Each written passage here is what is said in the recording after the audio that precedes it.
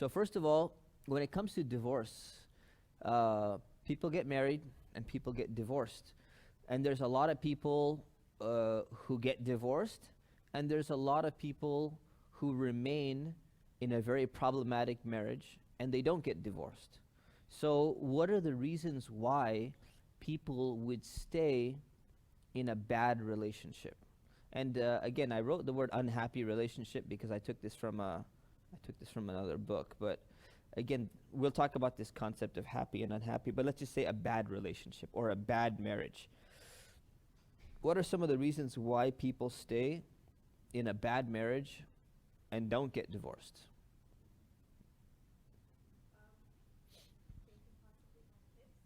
Okay, so they have kids, so they're doing it for their kids. They think their kid's going to be worse off if the divorce takes place.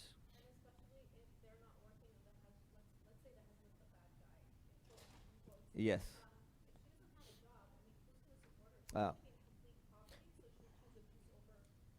right. So someone will choose a bad relationship or even abuse sometimes over poverty, especially when there's the marriage is has economic benefits. Let's just say there's not necessarily it was done only for economic reasons, but it has economic benefits.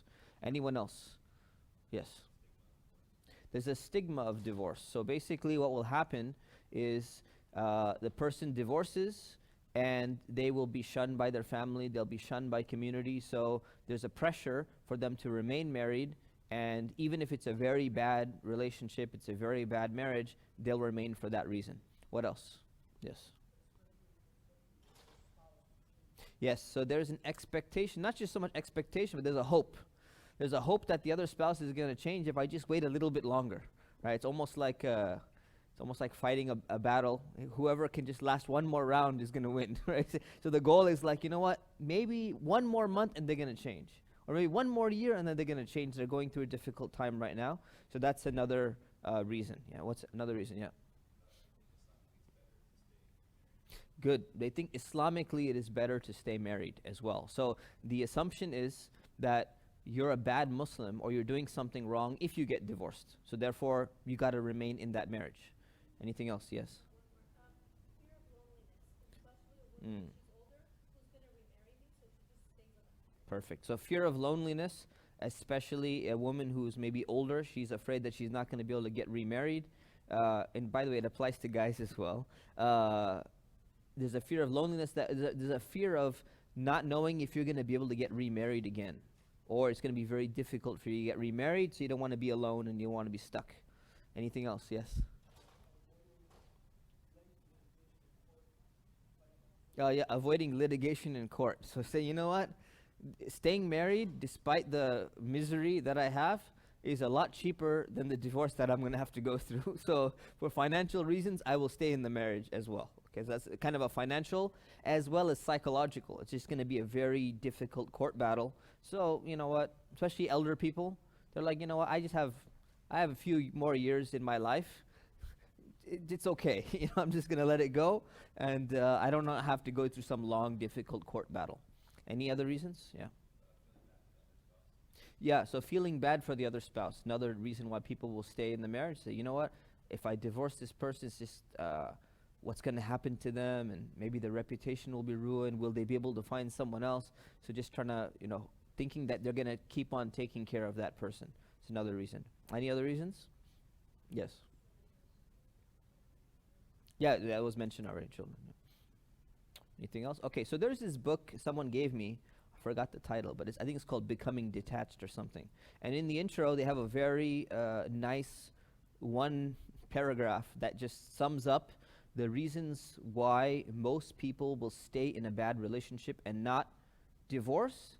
And they studied even gay couples, and they studied boyfriend and girlfriend. So they're looking at all different types of relationships. Okay? And they say, why do people stay in a bad relationship? It says, number one, there's a belief in commitment.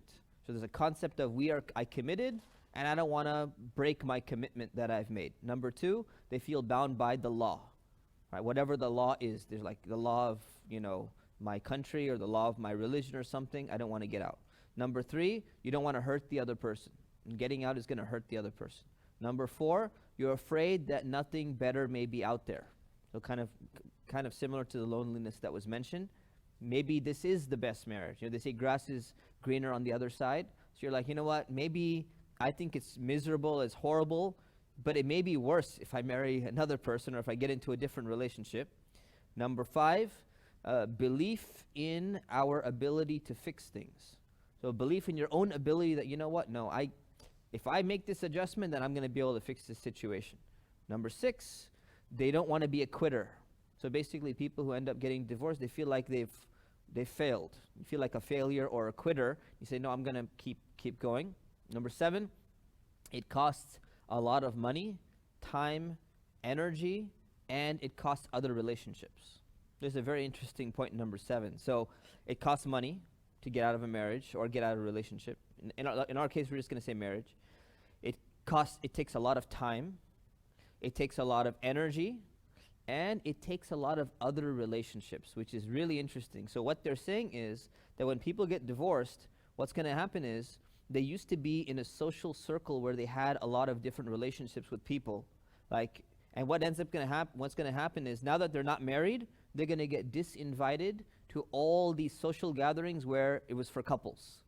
Because now it's like, you know what? Oh, that person is not a couple anymore, so we can't invite them as a couple. So now you lose those relationships that you once had with people who generally gather as couples. And it's interesting, when I talk to some of my single friends, especially non-Muslim as well, non-Muslim friends, they're single, they've never been married, they're complaining about this. They're like, you know what, all our friends we used to hang out with in college, we used to hang out with in high school, they don't want to socialize with me anymore because the ones who are married, they only want to hang out with married people. And the ones who have kids, they only want to hang out with people who have kids, or all they do is talk about their kids. And they're like, we can't just hang out anymore. So what happens is those relationships get broken. So you're saying number 7, one of the reasons why people are afraid to get out of the relationship is it's going to cost money, time, energy, and it's going to cost other relationships that you have, because there's a danger in that. Number 8, you stay for the children, which we mentioned. Divorce definitely affects children to an extent. And number 9, they stay for their parents, right? So oftentimes people will stay in a relationship because their parents want them to, or their parents' reputation is going to be affected or damaged, and the parents are like, no, don't let this happen, our family is going to be in trouble or something like that. And number 10, they say they stay for God. Okay, they stay for God, and they just leave it at that, right? So these are good points. You mentioned 2 new ones. I'm going to add them into my notes. One of them was because Islam says to stay, right? That was one that we mentioned that was new. And another one was stigma, right? Stigma. So stigma kind of overlaps with relationships, but I guess it's not so much, it's a different category. So there's a stigma about a divorce. So that's the reason why people that's the reason why people remain in bad relationships. What's the reason why they divorce and get out of relationships? I mean, a ton of reasons, probably even more than the ones why they remain. But what are some of the most common reasons that you've come across? Freedom, okay. So there's a sense of loss of freedom in the relationship. So people, I want to be able to go out whenever I want to. I want to go see my friends whenever I want to, and I'm being restricted. And this equally applies to men and women. They're like, you know what? I don't have the freedom that I want to have, so desire for freedom. Good. No, anything else? Number 2. Yes. Emotionally or physically abusive. So let's just classify that. So physically abusive, they're being harmed physically. Emotionally abusive, meaning that the person just has, I don't really like the term emotional abuse because it's so vague and anything can apply. So in Islam, from an Islamic perspective, we say the person has really bad akhlaq. Okay? Same category. Really bad akhlaq, which basically means bad behavior. So the person has really bad behavior. So there's bad behavior, sometimes you cuss. It's not good behavior. But could verbal abuse be someone who's cussing? Verbal abuse is very subjective, right? That's why this idea of throwing abuse onto everything, I think it's problematic, and something that needs more clarity. So from the perspective of law and from the perspective of Islam, let's just say really bad behavior that's affecting you. Okay, it's affecting you mentally, it's affecting you psychologically. So there's a physical abuse, and then there's just really being affected by a person's bad behavior, whether it's their words or whether it's their demeanor or the way that they do things or something like that. What else? Yeah.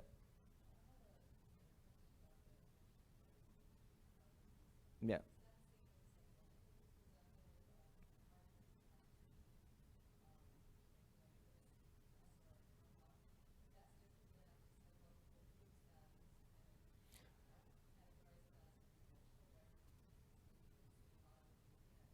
Okay, so since we're on the category, okay, I'll answer this, and this is a very common, is a huge topic. But look, the idea of any type of non-physical abuse being abuse is a very modern construct, and it's so relative that what abuse is generally defined: psychological abuse, verbal abuse, emotional abuse, spiritual abuse. You take any word and you put abuse next to it. It is so subjective that if the person feels that it's abuse, then it's abuse. That's why it's generally a term that has no functional definition. It's very much like terrorism. Terrorism is a perfect example. What's the difference between the word terrorism and the word a freedom fighter, or the word a criminal, or the word a murderer? So if you look at the definitions of terrorism according to the United Nations, 99 definitions of terrorism. And not a single country will agree on all the definitions. There's not one accepted definition. Why? Because every single country is engaging in one form of terrorism depending on how you define it. So the thing is, the idea of psychological abuse, emotional abuse, the person who's cussing someone else out, and then there's a response back, the person who gets the response will be like, you've just affected my behavior just by the way, while I was cussing you out, the way you turned around, it just affected me psychologically. You've abused me. The person, no, you abused me by your language. There's no real definition of these things. They're not concrete at all. That's why, functionally, they only serve to kind of, they serve a purpose to kind of label how a person is feeling. Not so much an objective definition of what is actually taking place between two people. That's why the definitions are problematic. Okay, so so there is, from a psychological perspective, from a counseling perspective, there's a difference between someone who says something to your children and it's just bad behavior, something that's more likely to affect the children. But not every child is going to be affected in the same way. Not every spouse is going to be affected in the same way. So when we're talking about kind of the do's and don'ts, we're looking at from a legal perspective, we're looking at things which are more concrete and objective and not so subjective. So I just wanted to clarify that. Okay, so, but did you have another category to add? So divorcing for the sake of the children, exactly. So it falls in the same category, is that staying with this person may affect the children much more in the long term. So staying with or divorce may affect them in a short term, but in the long term may affect them even more, right? So that's another reason why people would get divorced. I think we're at number 5. Yes.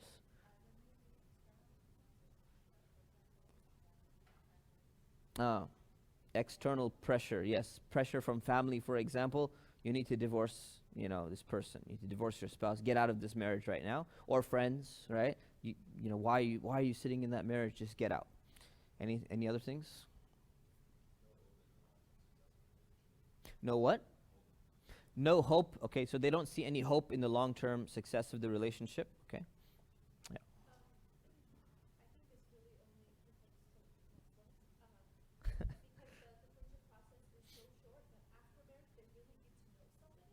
Ah.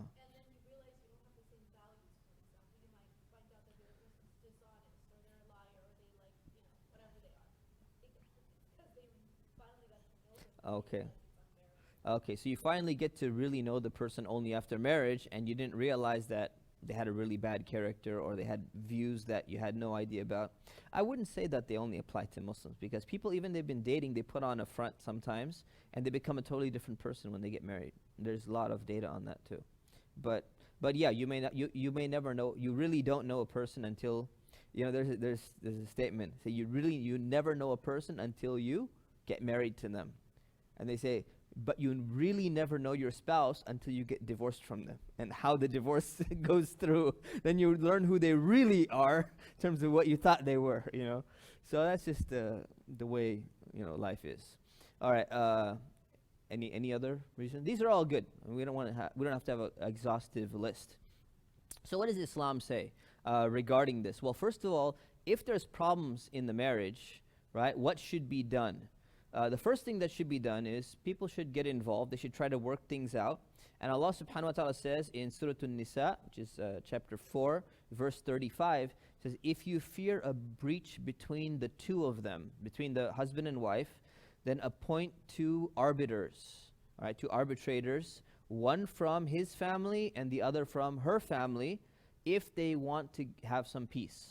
So what's supposed to be done is basically, in the assumption of a normal family system, you're going to appoint one person on behalf of the husband, one person on behalf of the wife, to be like a representative, and then come together and say, look, let's discuss what are the problems that are going on and how can we resolve them.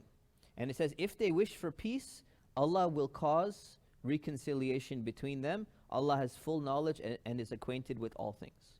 So this is basically the verse that says whenever there are major problems in the marriage, before divorce takes place, there should be counseling that needs to be done. And what is counseling? So counseling in a society where there are strong family systems, right? Like there used to be in most societies in the past, what you do is, who's going to be a representative advocating, or at least advocating as well as advising from each side. You get one from each side. You get a close family member. So you get the father or the mother or a brother or an uncle or someone who's close and can represent one side, and the other one from another side, and you bring them together and say, let's listen. Okay, you tell me the problems, what's going on. Okay, you tell me the problems that's going on. The two arbitrators come together and they say, okay, we've listened to the problems. This is what we think should be done. Now each of them, or together, they can go and tell the other person and say, look, you need to stop that bad language now. Okay, this using these foul words, it's not acceptable in the marriage. It's causing harm. So this is very different from kind of the modern forms of counseling that happens where when you have a breakdown of a family system, and if families don't trust each other, you don't trust anyone in your family, or they're very selfish and they're not going to advocate for you, nor are they going to give you good advice. What ends up happening is that you will outsource to the counseling system or another person who fills that role. So you got two types of roles.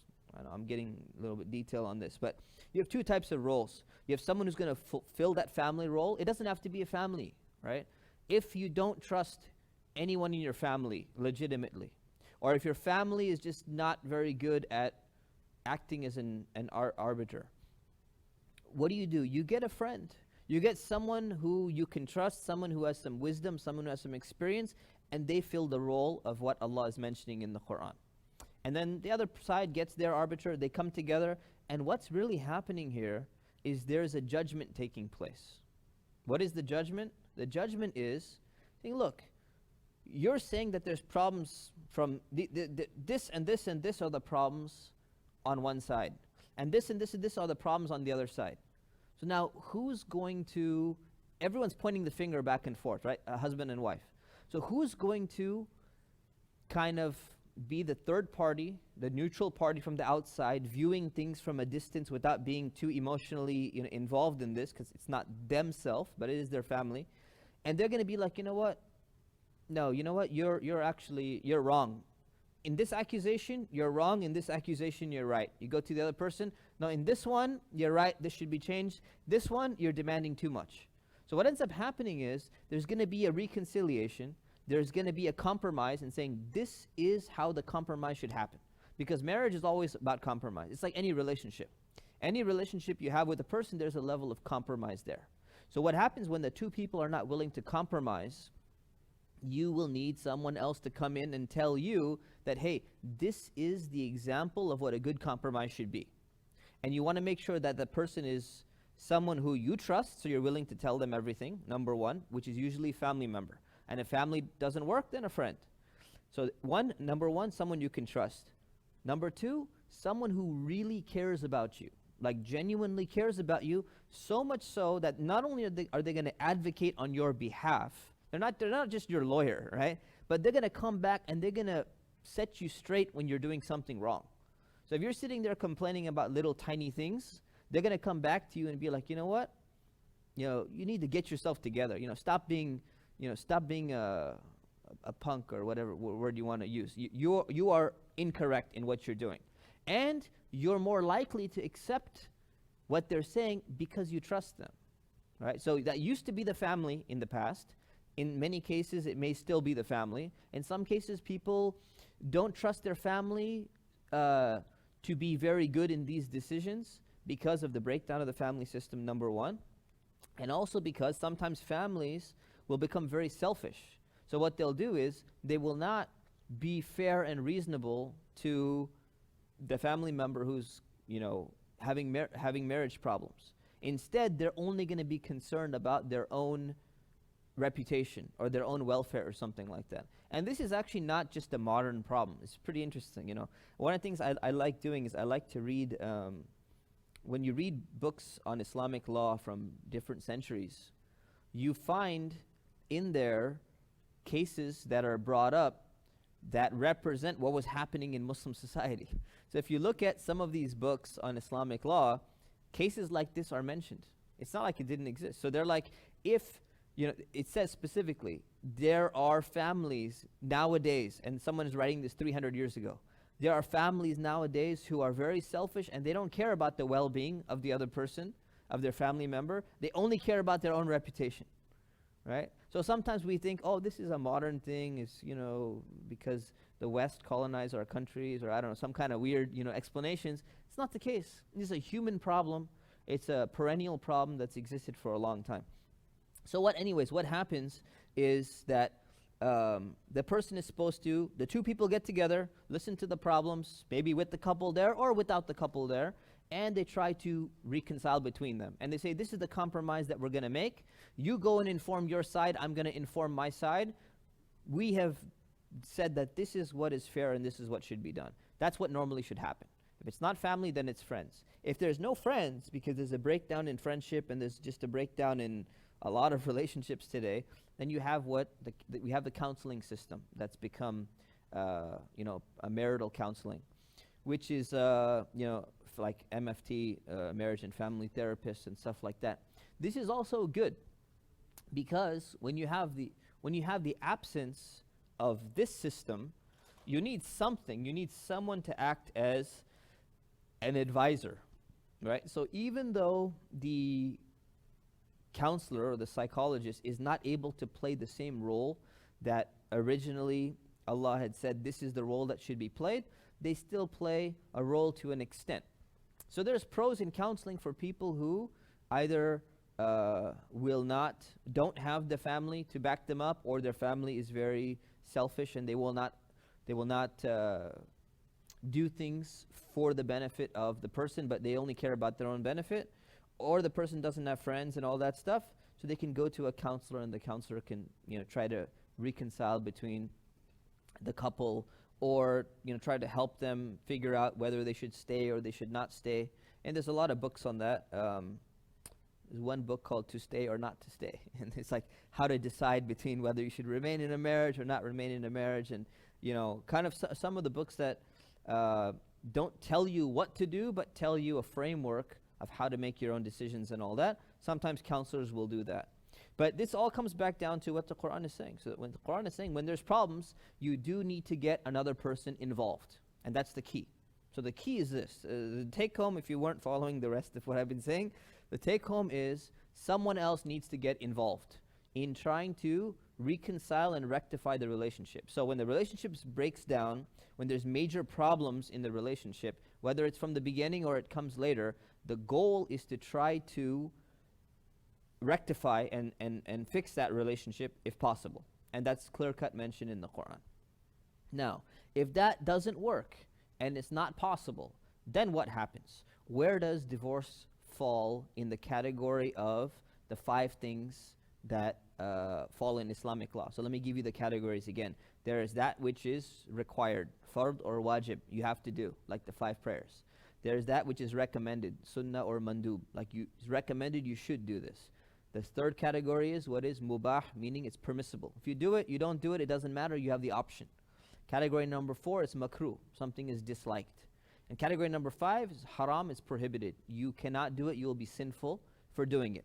So where does divorce fall in these categories? Well, it depends on what the reason of the divorce is. So if there is no reason to get divorced at all, things are generally going okay, but you're like, no, yeah, I just decided it's not going to work out. Where does it fall in this category? It falls in the makruh category. Okay, it's disliked, meaning it's not sinful. All right, so that may be a shock to some people. So even if there's no good reason, it is disliked, you should not do it, but it is not sinful. Okay? So if that's the case, when there is no good reason, when there is a good reason, okay, it's going to either fall into the mubah category, the permissible category, or it's going to fall into the recommended category.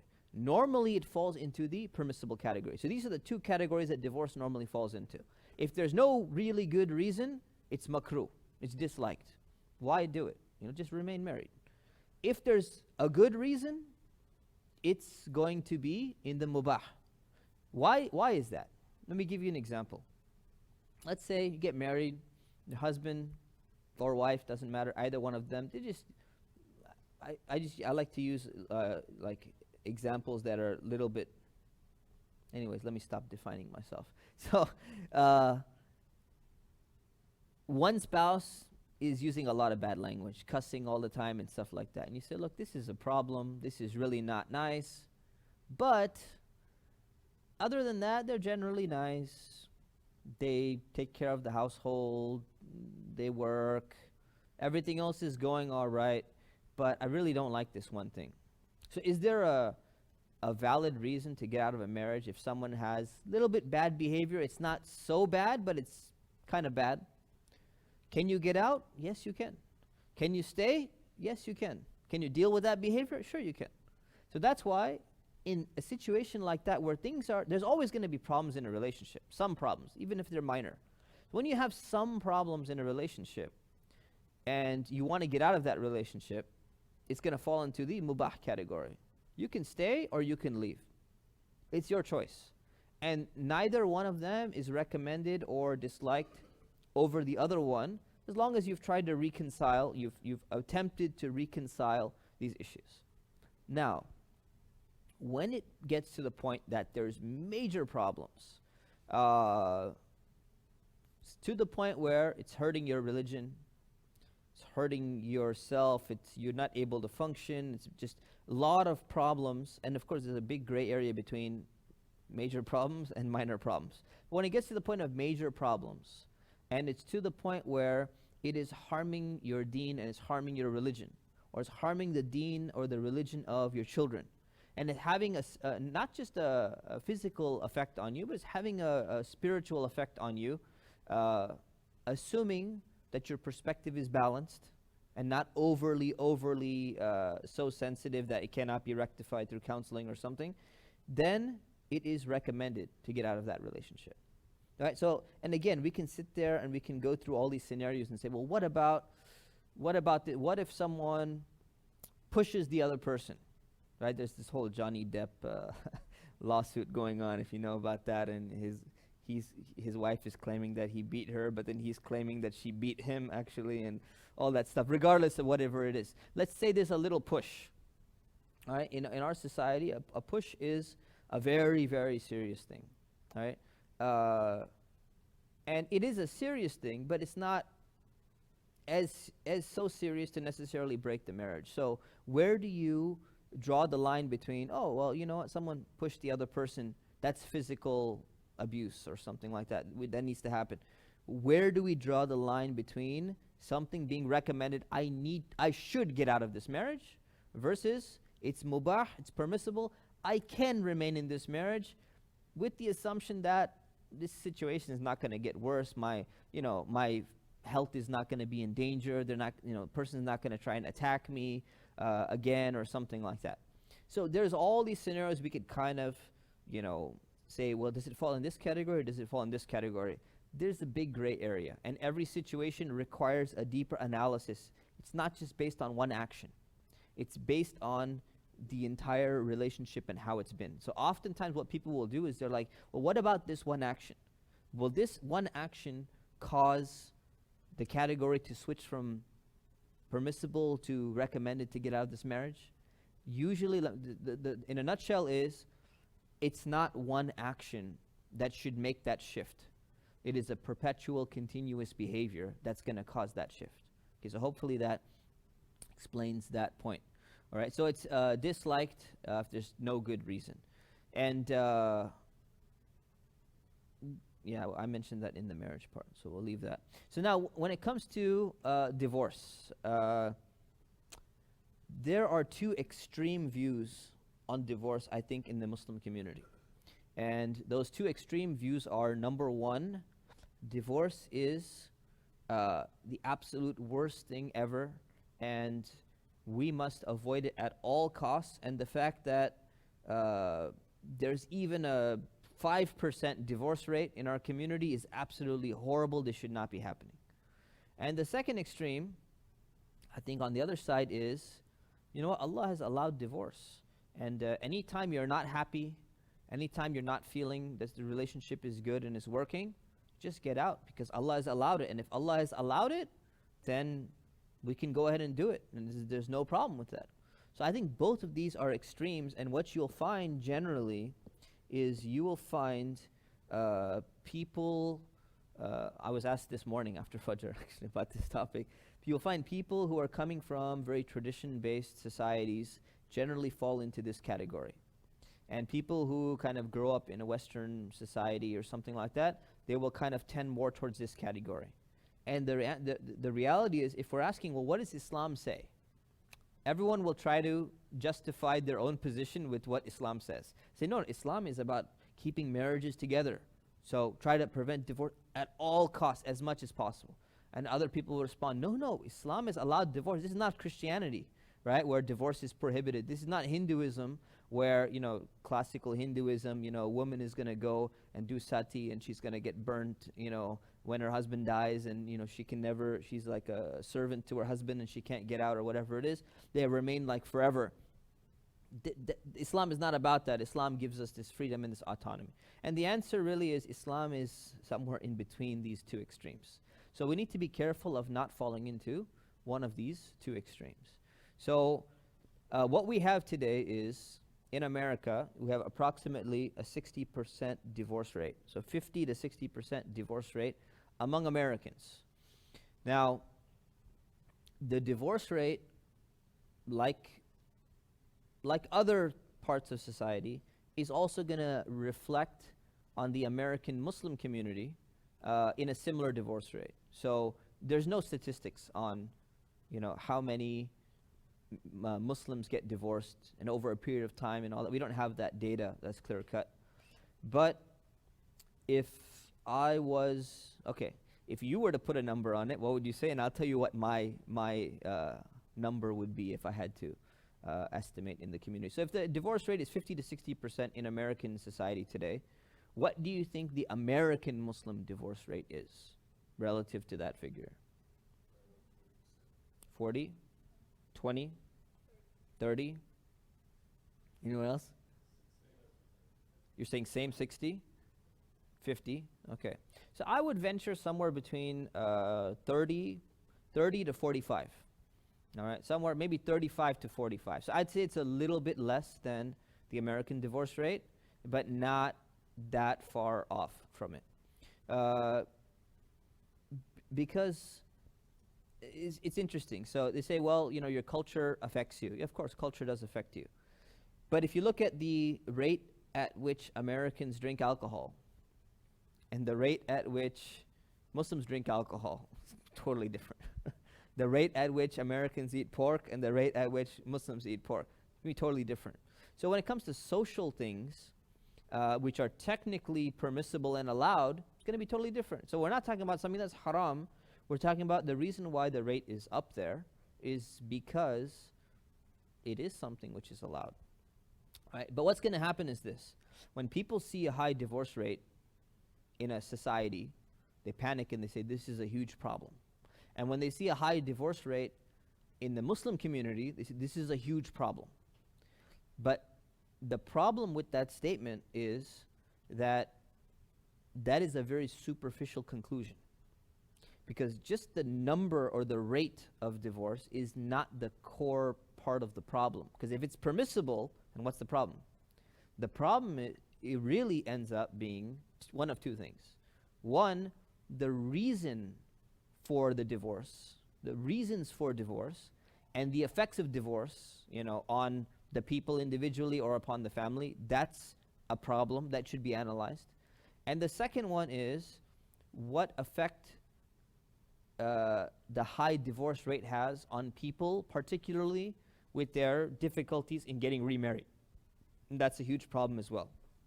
So we should be very careful about quickly judging divorce rate with some kind of vice, because it's not being nuanced enough. It's not looking into, well, what is the problem? So if it was 10%, would we be fine with it? If it was 20, if it was 30, what's the rate that is good where everyone's calm and says, now everything is okay, right? So when people look at a high divorce rate, they're like, horrible, horrible, what's going on?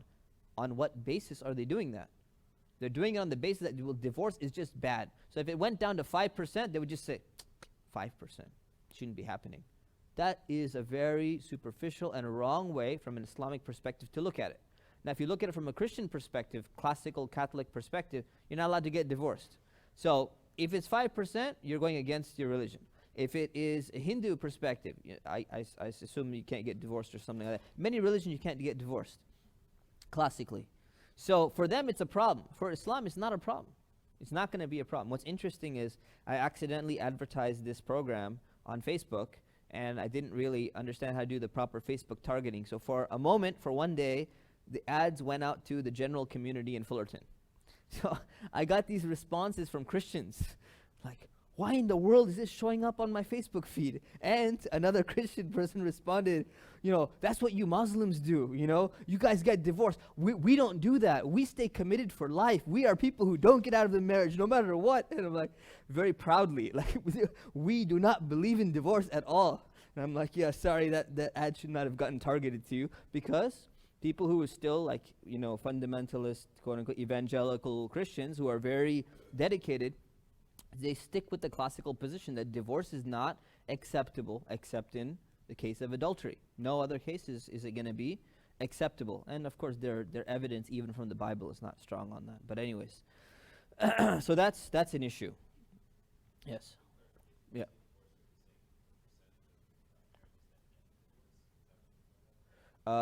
The percentage of marriages that end in divorce, yes. And again, these figures, they change depending on how you measure things across generations, across etc. Do you count first divorces? Do you count second, third, fourth divorces? All of that stuff, right? So this is just approximate. So anyways, what ends up happening? So one, we need to look at why. The bigger problem is why people are getting divorced. If they're getting divorced for very easily preventable reasons, or they're getting divorced over very petty reasons, then it's a huge problem. And that's what really needs to be rectified. So there are people who get married, and I have performed nikah of a couple, and they got married, they got divorced in a week. Right? It's just in 1 week, sometimes 3 weeks. So why did that happen? It happened for, well, one, they didn't do any premarital consultation like we discussed in the marriage seminar. And if they did, they would have easily discovered, like within 5 minutes, they could have easily discovered that this is a problem that's going to happen immediately. So that's number one. Number two, they don't do any counseling whatsoever. So there's a problem, I just can't take this anymore. I don't like this behavior. Instead of even consulting with another person, they just independently make a decision and they get out of the marriage. So that is a problem, and that shouldn't be happening. And something like that should be frowned upon, or should be at least discouraged in some capacity, because it does have an effect on people. Now, when someone gets divorced, people are very quick to make a judgment on the couple in terms of who was responsible. Immediately blame is going to be assigned. So either they're going to look at the two people who are divorced without knowing anything else. They're going to go and they're going to be like, these two people, really, I thought they were good people. I thought they were good Muslims. And now all of a sudden they can't be good Muslims because, look, they got divorced. So both of them get stigmatized, and both of them get judged. They must have done something wrong, both of them. Or you have one person. It must be that husband. I knew that guy.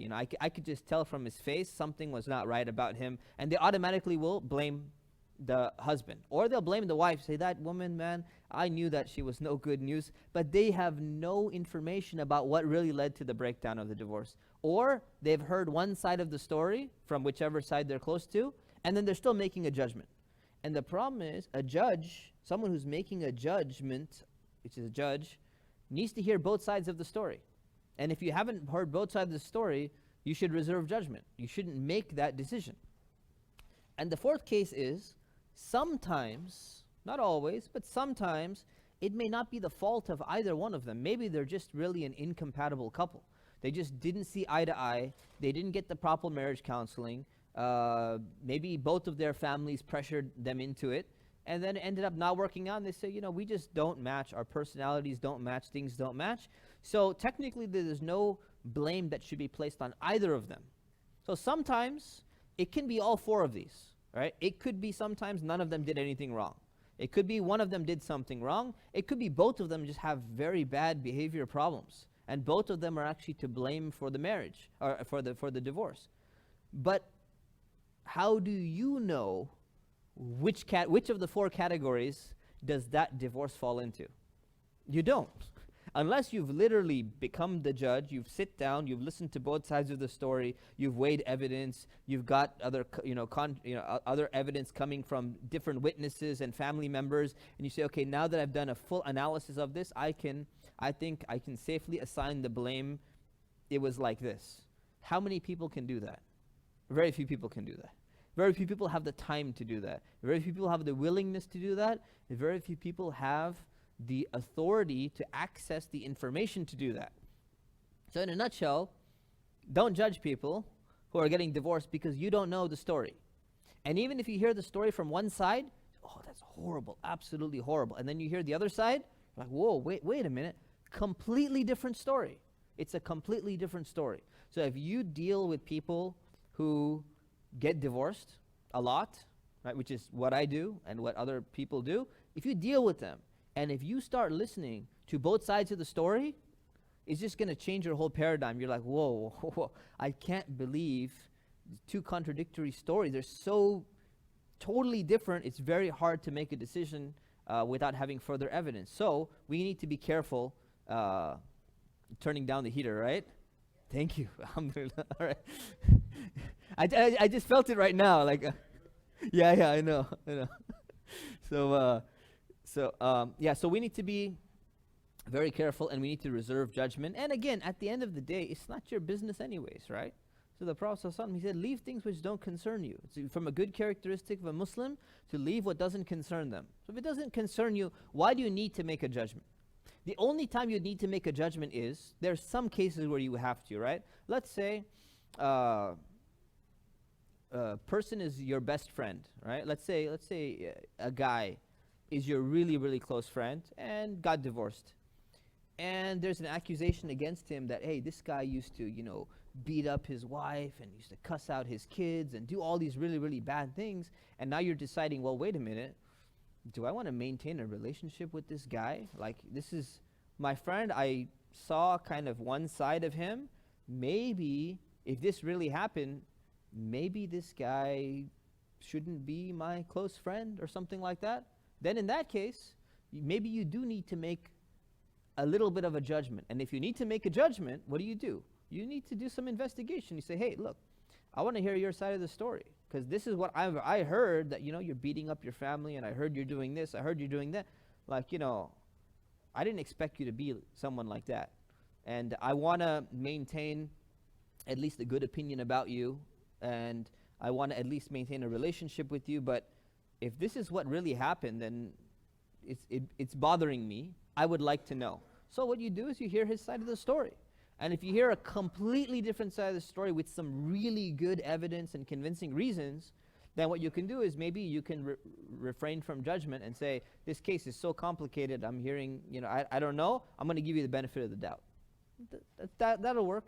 Or you can make a judgment if you see solid evidence, and you can decide. So generally, in most cases, it doesn't matter, it doesn't affect you that other people are getting divorced or why they got divorced. Usually it doesn't matter to you. And if it does matter to you for certain reasons, someone's very close to you or something, just ask them and go and say, look, I want to hear what you have to say, or I want to go and I want to ask your ex-wife.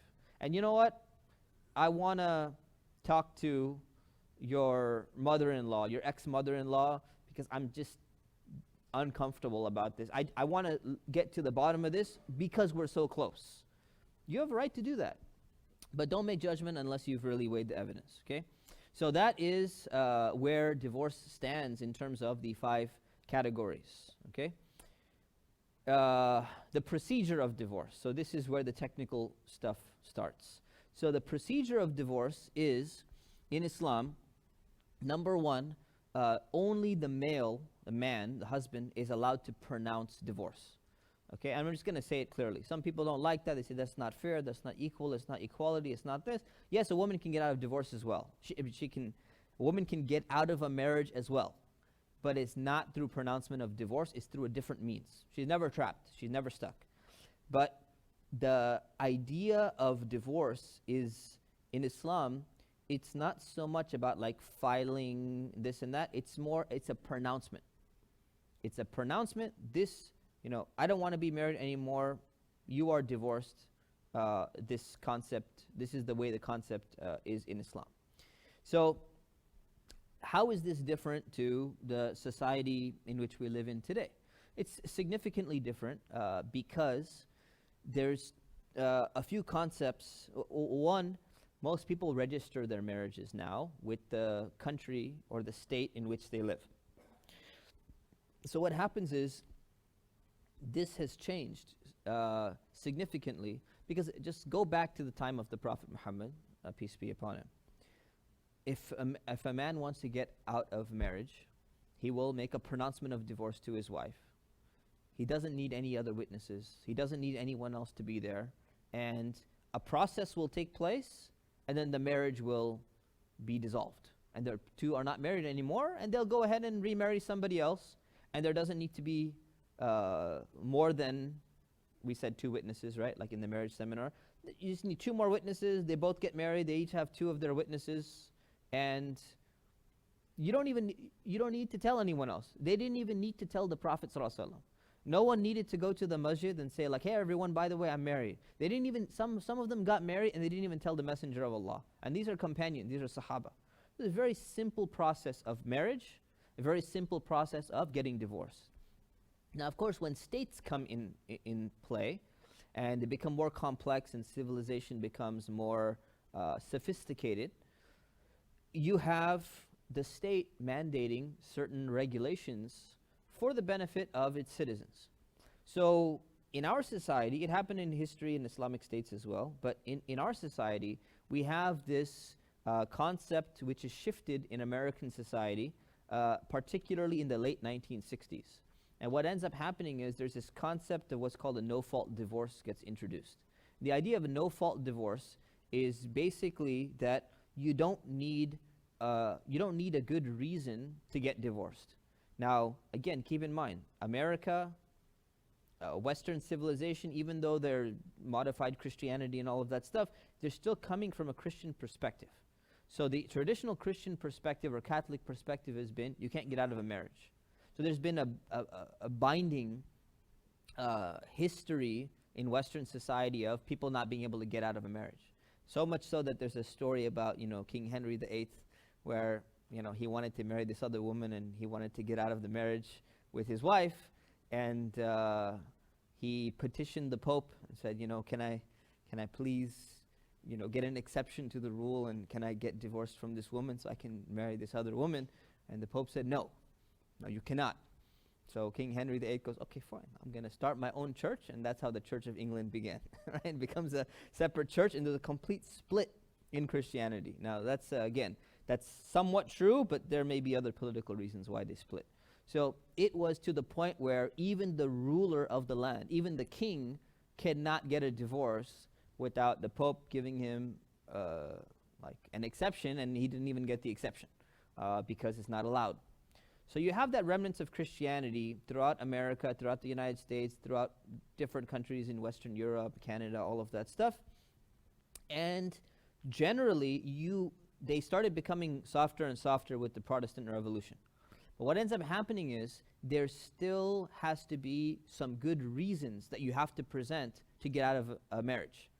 Now, in Islam, that wasn't the case, right? In Islam, you could just pronounce divorce, but it's a man pronouncing divorce, and he doesn't have to have a reason, but of course he will be blamed if he didn't have a good reason, because it'll fall in the category of being disliked.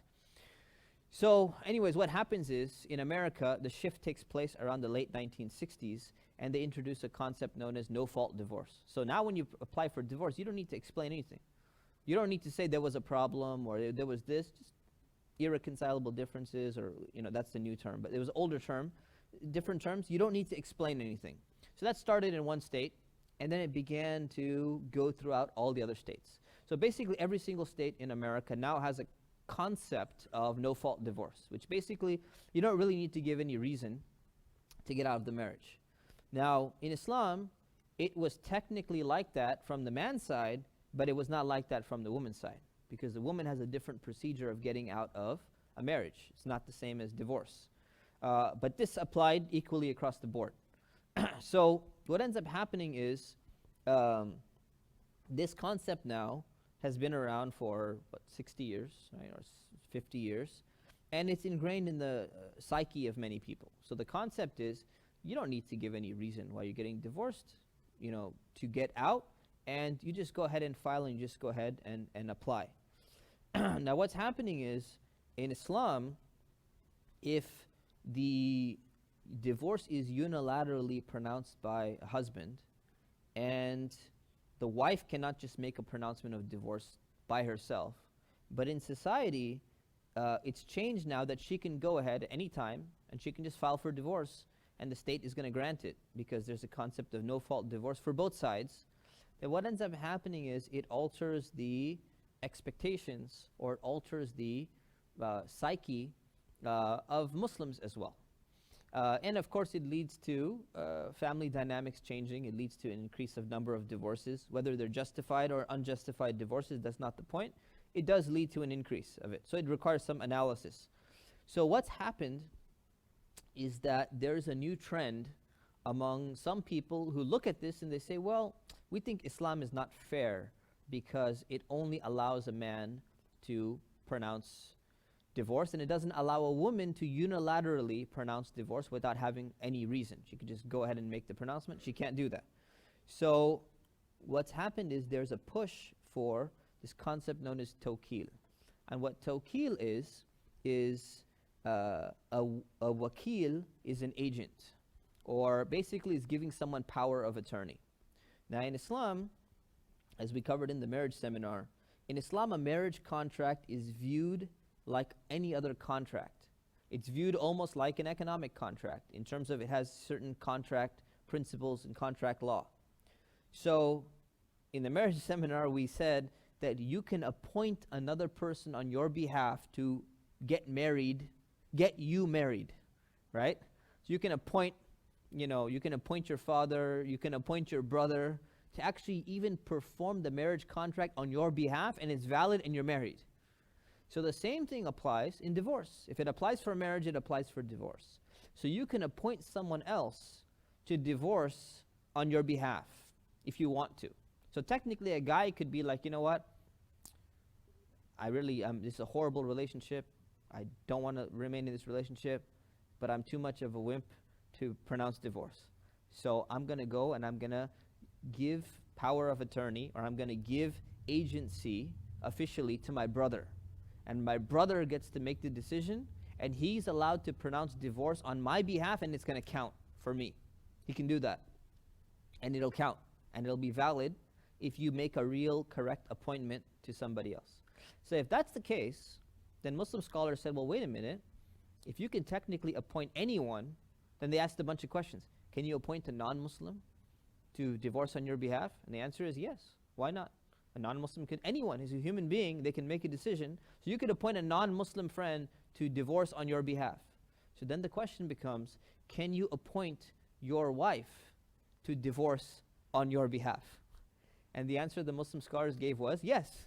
You can technically appoint your own wife as your agent and give her power of attorney to pronounce a divorce against her on your behalf. And you can do that, and it's valid, and it counts. So that works. I mean, that exists. It's valid. It happens. But the problem is, now there's a movement to say, great, we've discovered this awesome technique that's technically allowed. So what we should do is, because we're trying to duplicate the system of secular liberal values, because we believe, some people believe, that the progressive values or liberal values are superior to kind of Islamic values or what Allah subhanahu wa ta'ala has prescribed for us. There's an Islamic way to get around that system. And what we're going to do is we're going to make marriage contracts now that mandate that when you're signing the marriage contract, the guy automatically, upon the marriage contract, has to agree to give wakala or give agency to the wife so that she can divorce herself from you anytime she wants. Okay? And what happened is they tried to do this in Texas about 7 years ago. No, it's been longer. 10 years ago, 10 years ago or something like that. And they tried to get all the masjids to say, you know what? Do not perform any marriage unless it's with our marriage contract. And in that marriage contract is automatic delegation of agency to the wife upon the marriage. Now, I have a problem with that. The reason why I have a problem with that is because what you're doing is, yes, technically, you could give agency to your wife to divorce, and maybe there are cases where someone will want to do that. But to go and mandate that and make that mandatory and put pressure on all the Muslim community that this is what the new marriage contract should look like, it is overlooking the underlying wisdom of why Allah has set this system up in the first place. Now we can sit there and we can speculate about the wisdom, but the thing is, whenever the basic belief of a Muslim is, whenever Allah has decreed something, when He's given some guidance, there is a wisdom behind it. Now you may say, oh well, this is one wisdom, this is one wisdom. You can argue against one or two or say, no, that's not a good explanation, but there's got to be some explanation. Right? Regardless of what it is, there's some good explanation behind it. So what you're doing is you're overriding something that Allah subhanahu wa ta'ala has actually set up through a hila or through a stratagem to kind of get around that. And I think that's very problematic. So yes, this is allowed. This is technically permissible. Almost all scholars, I think, or all scholars allow this. But to mandate it, to change the entire system, is very problematic. So that's against the spirit of the Sharia or Islamic law. So that's the concept of the male being the one who's going to make the pronouncement of divorce. So how does a man divorce his wife in Islam? So you have to pay attention to the definition very clearly, and then I'm going to keep referring back to it. So the man this is what he's supposed to do. When he decides to divorce his wife, he's gotten the two family members involved. They tried to do arbitration between them. They tried to reconcile. Nothing is working. What is he supposed to do? He's supposed to make one statement, pronouncement of divorce during his wife's purity period, meaning between two menstruations is a period of purity when she's not menstruating. So during her purity period, in which he has not had intercourse with her, he's supposed to make one pronouncement of divorce. Okay, so let me just clarify that more. So basically, A guy has decided, I want to divorce my wife. What am I supposed to do? You're going to make a pronouncement of divorce by saying you are divorced, verbally, or it could be in writing. And he's going to wait. If she has her menstrual period, then he can't pronounce divorce right now. He's like, no, but I want to do it today. It doesn't matter. You can't do it today. You're going to have to wait till her menstrual period is done. And the assumption is she should accurately inform him that the menstrual period is done. Otherwise, she's like, yeah, I'm just not going to tell you, and whatever. She shouldn't do that. And that's number one. Number two, let's say she doesn't have her menstrual period, but they've been intimate and they've had intercourse. So they've had intercourse in one of the purity periods. Now he wants to divorce. He wants to pronounce divorce now. He can't. He's not supposed to. He's going to wait until her menstrual period starts and her menstrual period ends completely, and then before being intimate or having intercourse with her, he's going to make the pronouncement of divorce. That could take 10 days, 20 days, maybe 30 days. He has to wait. That is the procedure of correctly making a pronouncement of divorce in Islam. It's simple actually, and it's not that difficult, but if you had to estimate, how many Muslims do you think don't know this procedure in the world? If you had to give a percentage, how many Muslim men and women don't know that this is the correct procedure according to every single Muslim scholar that has ever lived for 1400 years? Yeah. 99%? Anyone else? 50? 50, yeah. I would say about 90 to 95%. That was, okay, I haven't been to all the countries and I have not analyzed, but that's my assumption. At least it's 50%, okay? Which is really bad, right? It means that something so basic, something so clear-cut is not known to most Muslims, which is kind of the reason for the seminar, right? Basic stuff is not known, and it's supposed to be known, all right? So that's number one. So what happens after he makes a pronouncement of divorce? What's he supposed to do next? He makes the one pronouncement of divorce. Now he's going to wait, and she's going to wait until she completes 3 menstrual periods. Okay? When she completes 3 menstrual periods, the divorce will be finalized. So the first pronouncement of divorce doesn't mean that they're not husband and wife anymore. They are still husband and wife. The divorce will be finalized when 3 menstrual periods have passed. If she's not menstruating, menopause or whatever, then you're going to wait for 3 months to pass. If she is pregnant, obviously she's not menstruating, she's going to wait until the delivery of her child or the loss of that fetus. Okay, whichever one, occurs. And it doesn't matter if that's 1 month, right? So technically, a woman who's pregnant and got divorced in her 8th month of pregnancy, her divorce will be finalized within 1 month. Whereas a woman who's not pregnant, her divorce will be finalized in 3 menstrual periods, which is, more than 3 months.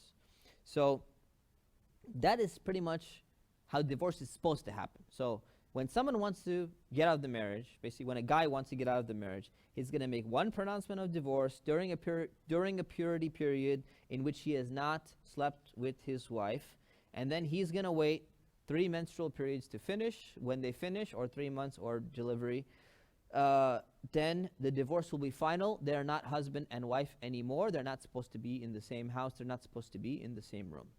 During the time, this is called the iddah, the period of waiting. It's called the iddah, the waiting period. The waiting period, or the iddah, of 3 months, 3 menstrual periods, or delivery of the fetus, during that time, husband and wife are supposed to live together in the same house. She's not supposed to run away. She's not to be like, oh my God, you divorced me? I'm going back to my parents, and run away immediately. And then usually what happens is very common. And then the parents would be like, no, you're not allowed to talk to my daughter ever again. Can I talk to her on the phone? With some stuff we need to deal with. No, we're not going to talk anymore. We don't want to have anything to do with you. And sometimes the guy's side will do that too. Don't ever talk to this woman ever again. No, you're not supposed to do that. You're technically supposed to, because you're not husband and wife. You're still husband and wife during that iddah period. So there's a lot of mistakes people make in this case. So they're supposed to live together during this time. The man is still responsible for providing for his wife during this period of time. When the end of the period takes place, the end of the iddah period, they're not husband and wife anymore. Now, here's something else that a lot of Muslims don't know. If you do it correctly, if you do it exactly the way you're supposed to do, this is called the sunnah or recommended method of divorce, then guess what? After the period ends, you can get remarried. No problem. You can get remarried. So you get divorced, 3 months pass, you go separate ways. 1 year later, you're like, the stuff we were fighting about, yeah, I've been going on all those marriage websites, and the girls out there just aren't that good, and the girls like, yeah, the guys out there, they're just not that good. And, I guess it wasn't that bad. Let's try and make it work again. Can we try again? Sure, let's try again. Okay, you can get remarried. There's no problem with that. There's no problem because 3 divorces didn't take place. How many times did you pronounce divorce? 1. What are you supposed to do? How many divorces are you supposed to pronounce? 1. So you made 1 pronouncement of divorce. Divorce is finalized. You're not husband and wife anymore. At any period of time later on, 1 week later or 3 years later, you can get remarried. But you're going to get remarried with a new contract. You're going to get a new mahar, a new dowry is going to take place. There's going to be a new walima. You're going to invite all your friends and you have to feed them again and all that stuff. So a new marriage takes place, but you can get remarried. There's no problem. And then what happens? Marriage breaks down again.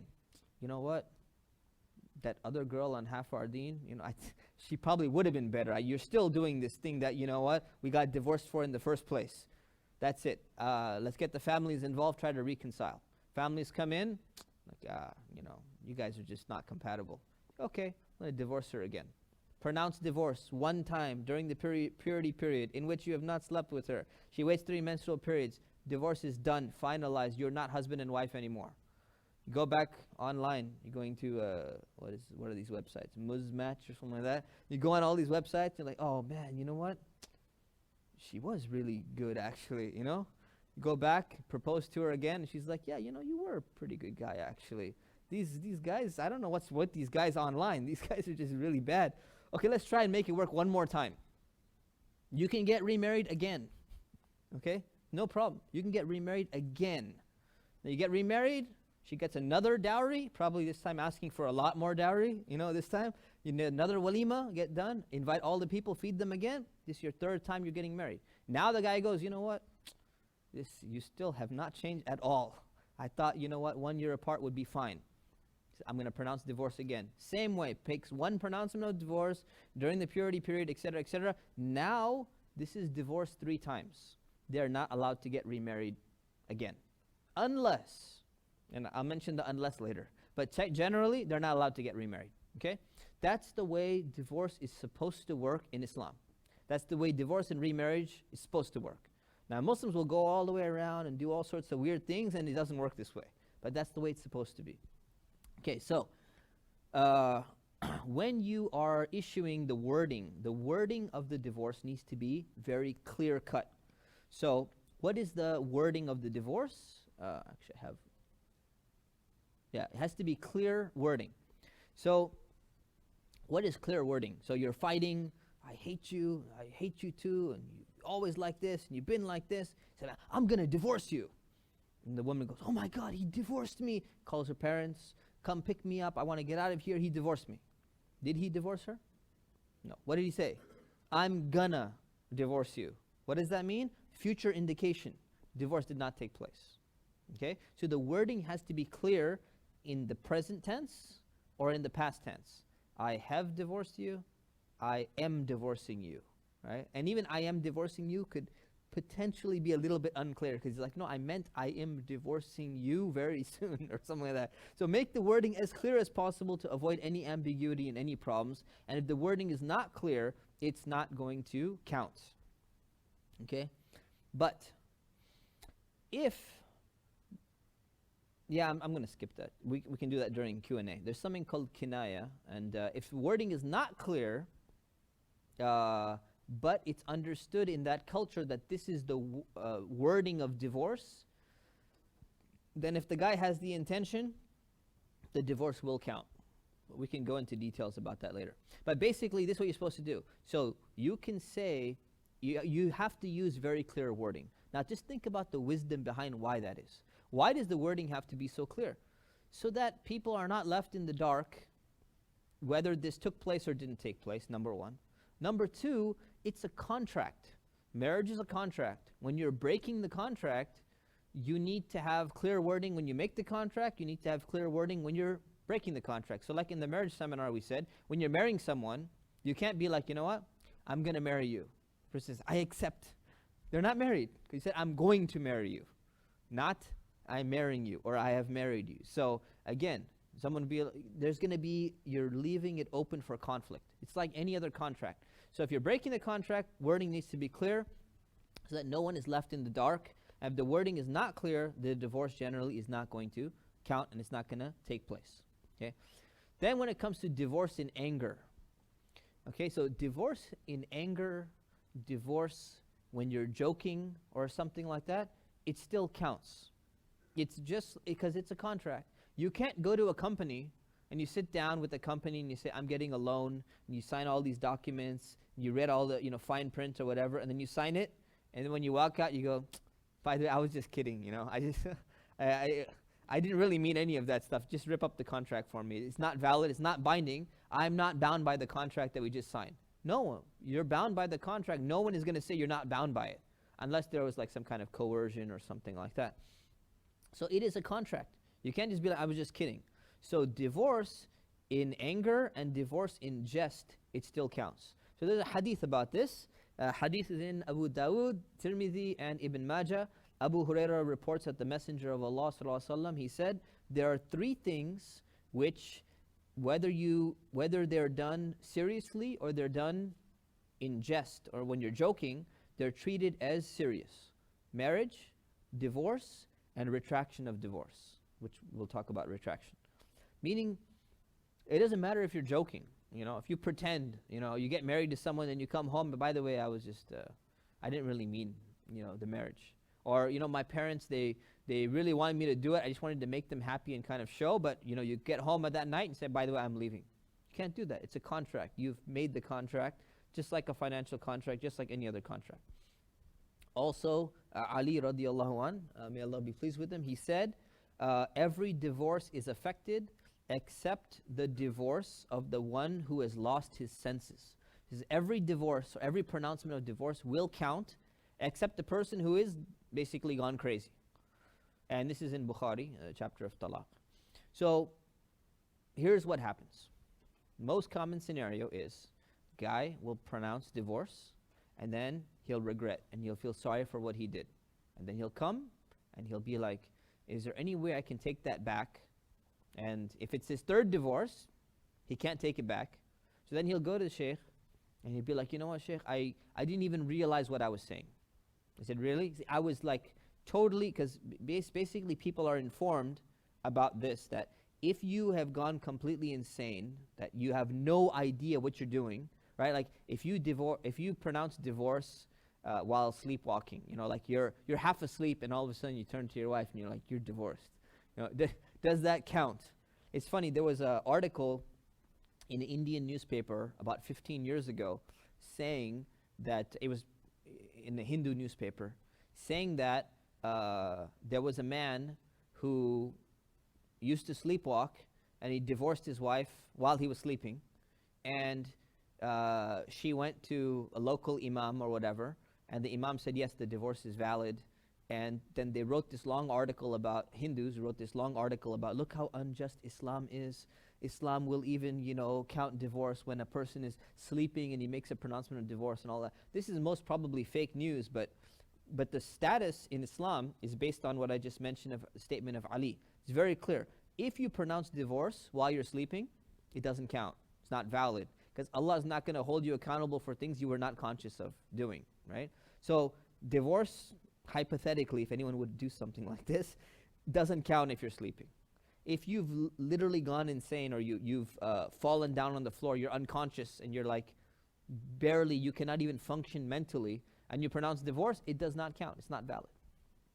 And the second one is, well, what if you become intoxicated and you become drunk and you pronounce divorce? You'd be surprised. This is actually, sadly, it's more common than you would want it to be. So is it valid or is it not valid? And the answer, according to most scholars, is it is valid because you put yourself into the drunken state. Because you have the choice to getting drunk or not getting drunk. So are you responsible for your actions if you get drunk and then you go destroy somebody's property and you go, it's not my fault, I couldn't help it. If you're sleepwalking and you destroy somebody's property, are you financially responsible from an Islamic perspective? I don't know, a legal perspective, financial perspective, Islamic is no, you're not responsible. If you go and get drunk and destroy somebody's property, you are financially responsible for that. Okay, so we will continue this idea of pronouncing divorce in anger, whether it falls into the category of sleep and insanity, or it falls into the category of, you just need to learn some more self-control. So we'll take a break right now, inshallah. Take a 15-minute break. Come back at 10:35. And if you've not registered, please go in the back and register. And if you already registered for the marriage seminar before and you've already paid for that, just check in and mark that you're present so we know who made it, inshallah. So enjoy some snacks in the classroom, and we'll come back, inshallah. Assalamu alaikum wa rahmatullah.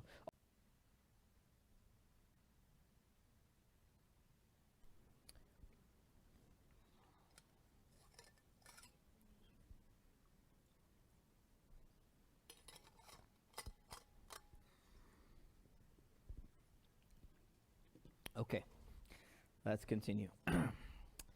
Bismillah ar-Rahman ar-Rahim. Alhamdulillah wa salatu wa salamu ala Rasulillah wa ba'd.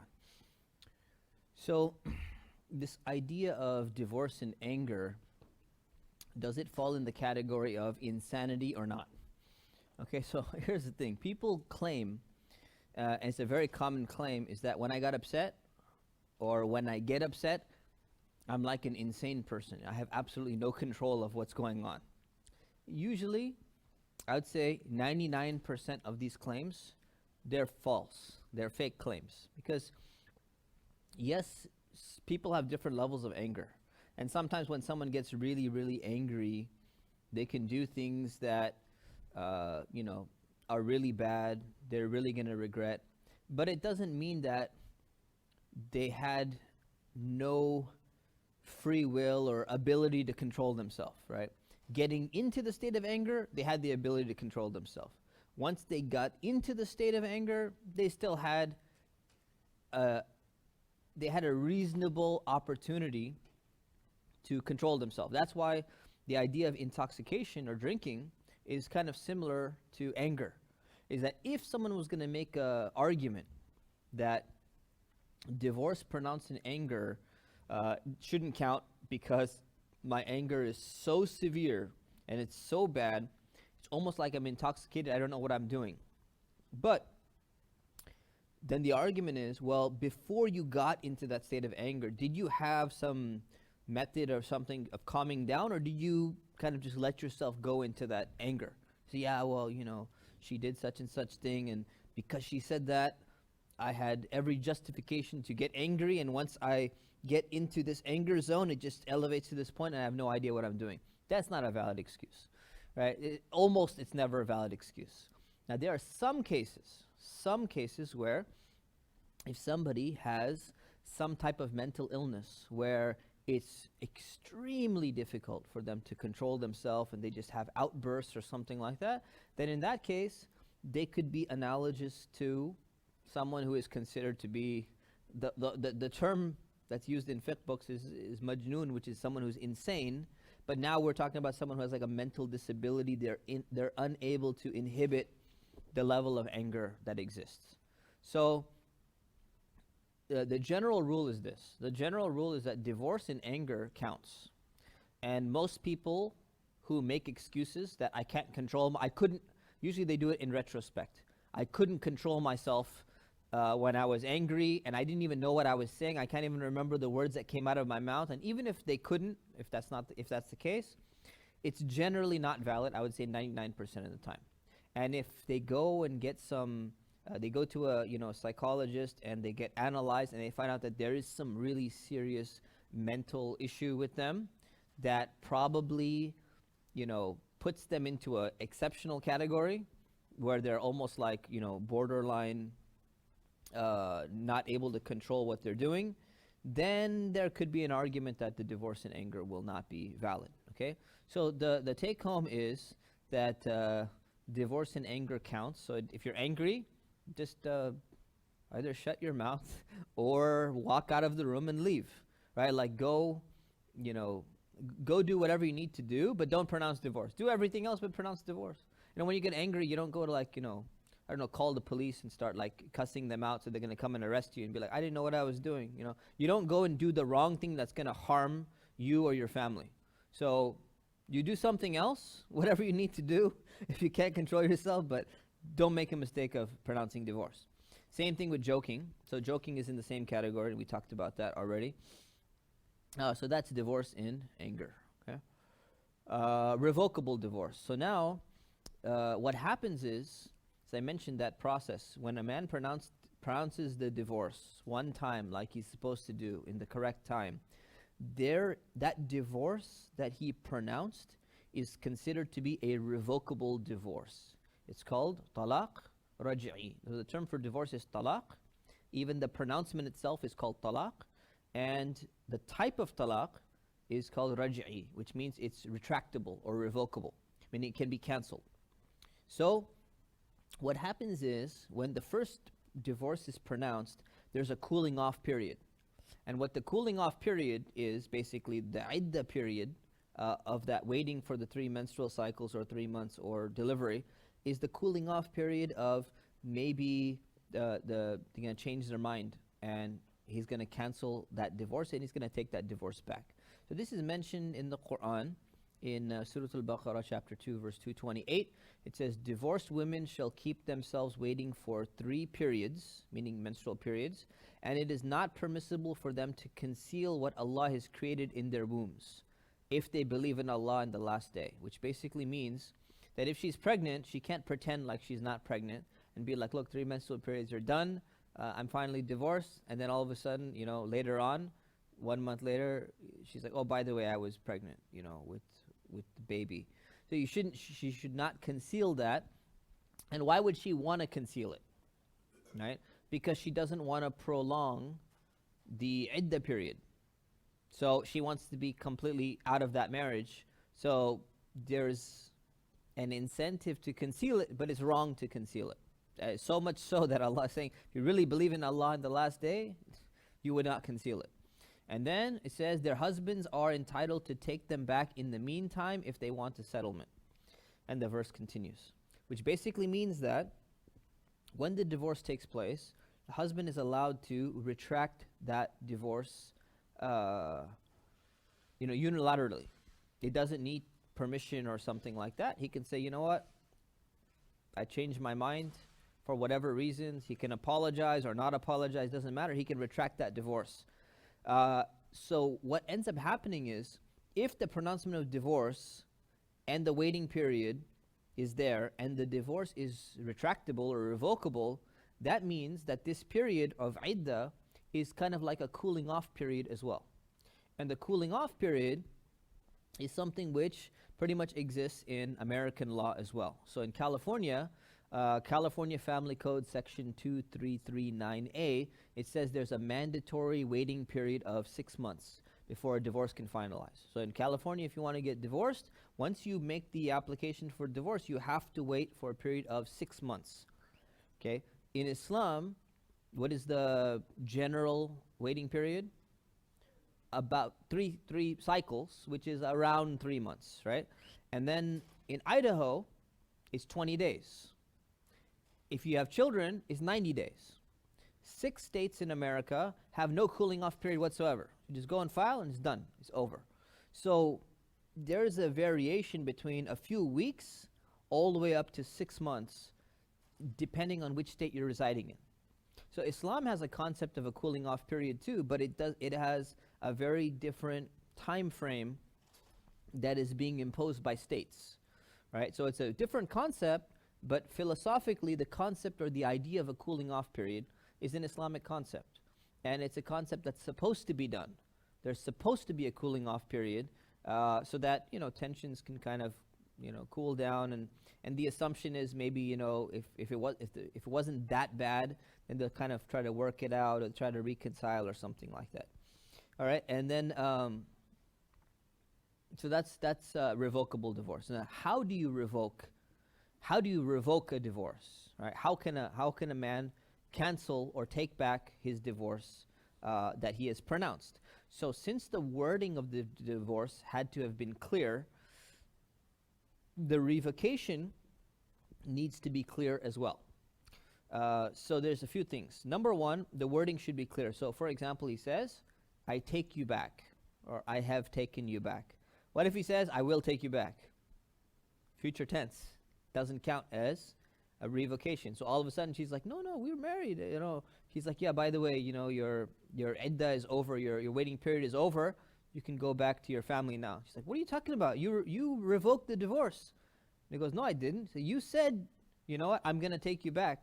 He said, yeah, I thought I was going to, but I'm not going to. So wording needs to be very, very clear, so there's no disagreement there. And because of that, Allah has said in the Quran, Surah Al-Talaq, verse 2, there's a whole chapter of divorce in the Quran. So Surah Al-Talaq, I forgot what chapter number that is. Does anyone know off the top of their head? No. Okay, you can look it up. Maybe 60 something.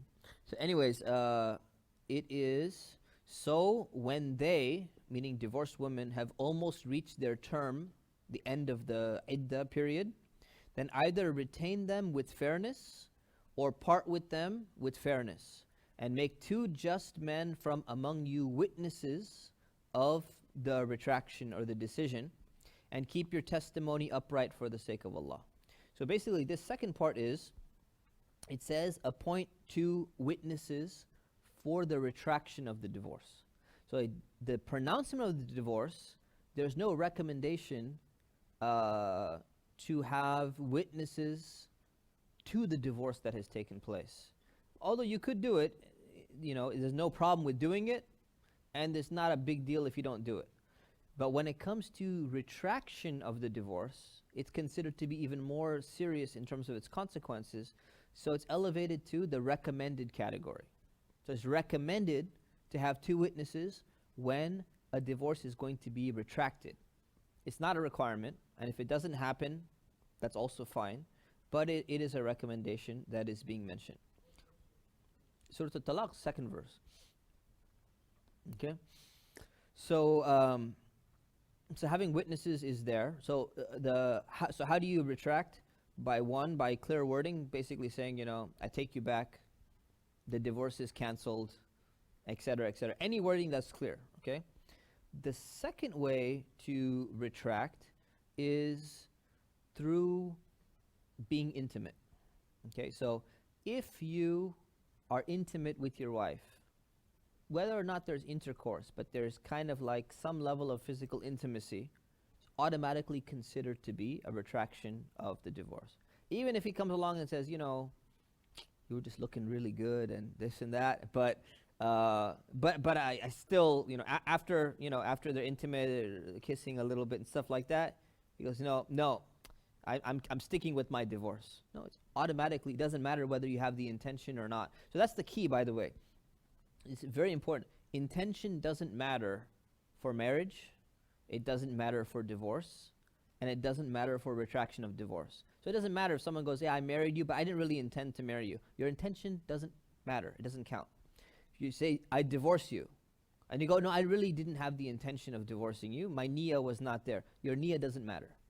And same thing, retraction of divorce. So if someone makes a statement, or if someone is intimate with his wife, she's technically still his wife, that divorce is retracted. And he goes, no, I was just attracted to you, but I still want to continue the divorce. Well, too bad. You can pronounce it again, but that retraction has already happened. So, from a purely Islamic law perspective, retraction through wording is recommended. Retraction through intimacy without wording is makruh. It's disliked. It's in category number 4. Why? Just think about the psychological implication. So you're going to be intimate with your wife, whom you've pronounced divorce to, but at the same time, you're not going to, as we say, you're not going to be man enough to say, I take you back. So you don't want to verbally say it, but you do technically take her back at the same time. You're supposed to verbally say it. So it counts, it's affected, but it's considered to be disliked. So it's not sinful, but it's disliked. Anyways, that's retraction. Okay? And then if someone retracts a divorce, and then they pronounce another divorce 2 months later, and then they retract that divorce, and then a few months later, or 10 years later, or 20 years later, they pronounce another divorce. That's 3 divorces. 3 divorces, they cannot get remarried ever again. Not ever again. They cannot get remarried again until the exceptional thing that happens, which I'm going to mention later. So, until they get remarried, basically. So, why is that? If you think about the wisdom behind it, it's not that difficult to understand. If there was an unlimited number of divorces, right? See, here's the dilemma that we have. The dilemma is that too many people are making 3 pronouncements of divorce, regardless of how they're making them, even if it's in a span of 20 years, and then they're regretting, they're saying, can I somehow get remarried again? This is so bad, and they go, oh man, why does Islam burden us with this number 3? I wish we could have like 20, or I wish we could have like 100, or it just could be unlimited. So think about what's the original reason or wisdom behind why you get 3. Because first of all, why do you get more than 1? You get more than 1 chance, right? To work it out. You get a cooling off period. This is all good. Everyone generally understands the wisdom behind that. 3 strikes and you're out, right? So why restrict it to 3? Why not have a higher number? The whole purpose behind not having a higher number is because what is this going to psychologically do to the wife who's constantly being divorced and then retracted and then divorced and retracted, or divorced and then remarried and divorced and then remarried? There's a difference. The remarriage, she has the choice to remarry you or not. You know, you can propose again after pronounce 1 divorce. Let's say you do 2 divorces, and then waiting period finishes. 1 year later, say, will you remarry me? She can say, no, I don't want to remarry you. She's fine.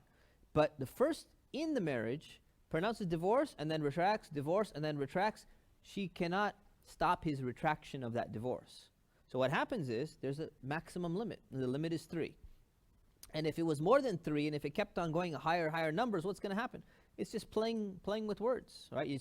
You basically, psychological harm going to be happen for no reason, and everything is just constant divorce threat without any serious consequences. So Islam wanted to close the door to that and not allow that to take place. Therefore, the number 3 has been restricted. All right, so that is revocation of divorce. Then you have divorce before consummation of the marriage. Now, consummation basically means, having intercourse after getting married. But it has another connotation as well. So consummation of marriage is generally intercourse, but when you are alone in private, such that you could have had intercourse because no one else is there, it is viewed as being kind of a similar category to consummating the marriage in many things. So, what does that mean? Okay, okay. So let me explain that. So just from a psychological perspective, right? There's a difference between a marriage that has been consummated and not consummated.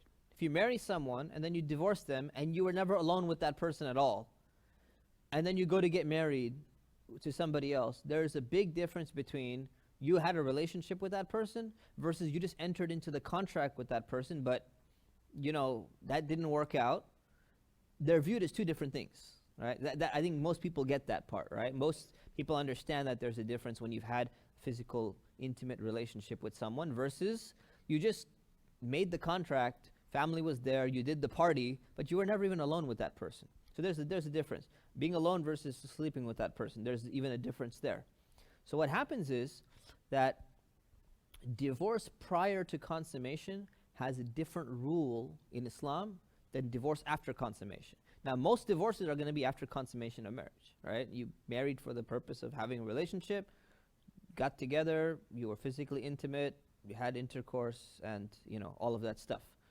But Allah subhanahu wa ta'ala says, chapter 33, verse 49, O you who believe, when you marry believing women, and then divorce them before you've touched them, meaning before you've consummated the marriage, then they have no obligation of any waiting period for you that you can count.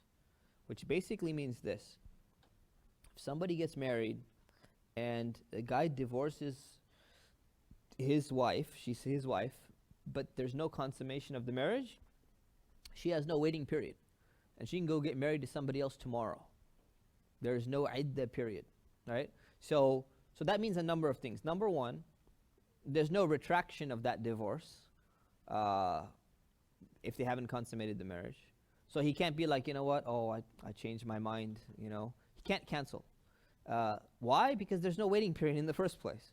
So the moment he makes a pronouncement of divorce before consummation of marriage, it is final. No waiting period, no retraction of divorce, none of that stuff. And we talked about the dowry, right? Does anyone remember from the marriage seminar? What is the dowry? What changes in the dowry? It pays half, exactly, right? So it changes to half. And again, you can think about the wisdom behind that. All right, so the wisdom behind that is there was actually a scandal that happened in Texas. And I keep quoting Texas, but I don't know why this is happening in Texas. But it recently happened in Texas where basically there was a woman who was pretending to be a Muslim. She was not even Muslim. She was pretending to be a Muslim, and she's going around, she's secretly marrying these guys who are very wealthy and successful, and she's getting a very high dowry. She's getting a high mahr.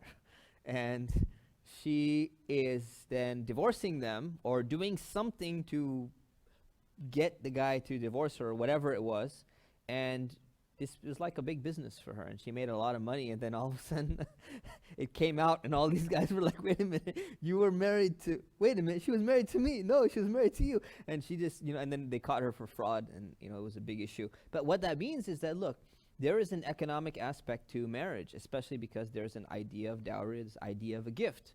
So what ends up happening is there's a difference between consummating a marriage and not consummating the marriage, right? And this is not like prostitution. Some people are like, oh, well, that's like prostitution and this and that. I think about it on a much longer term, longer idea of commitment, consequences. So if there's no consummation of marriage, there's that reason why the dowry is going to be cut in half. So there's still an aspect of marriage, but at the same time, there's no consummation of marriage. So there's the commitment part, but then there's the physical intimacy part.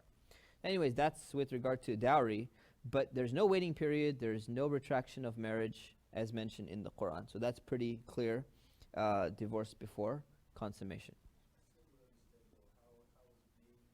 Oh yeah, I didn't clarify the last part. Yeah. So what happens is consummation means intercourse, okay? So what happens is that the scholars have looked at the other texts and they said the category of consummation is even if you're behind closed doors. So if you're behind closed doors and you were alone in private, even if no consummation took place, the marriage is considered to be legally consummated. Which means that if you divorce, she has a waiting period. The divorce is retractable. Dowry is not going to be cut in half, etc., etc. Okay? And they say, well, what if she had her menstrual period? You're not allowed to have relations during menstrual period. Doesn't matter. Still considered to be, you were alone in private, lawfully with her. Therefore, consummation is considered to have taken place even though you didn't touch each other. Because the potential for it was there, the privacy was there. You were in a hotel room together. You were sleeping on the same bed together, but you didn't touch each other. You kept the pillow between the two of you. Still, marriage has been consummated from an Islamic law perspective.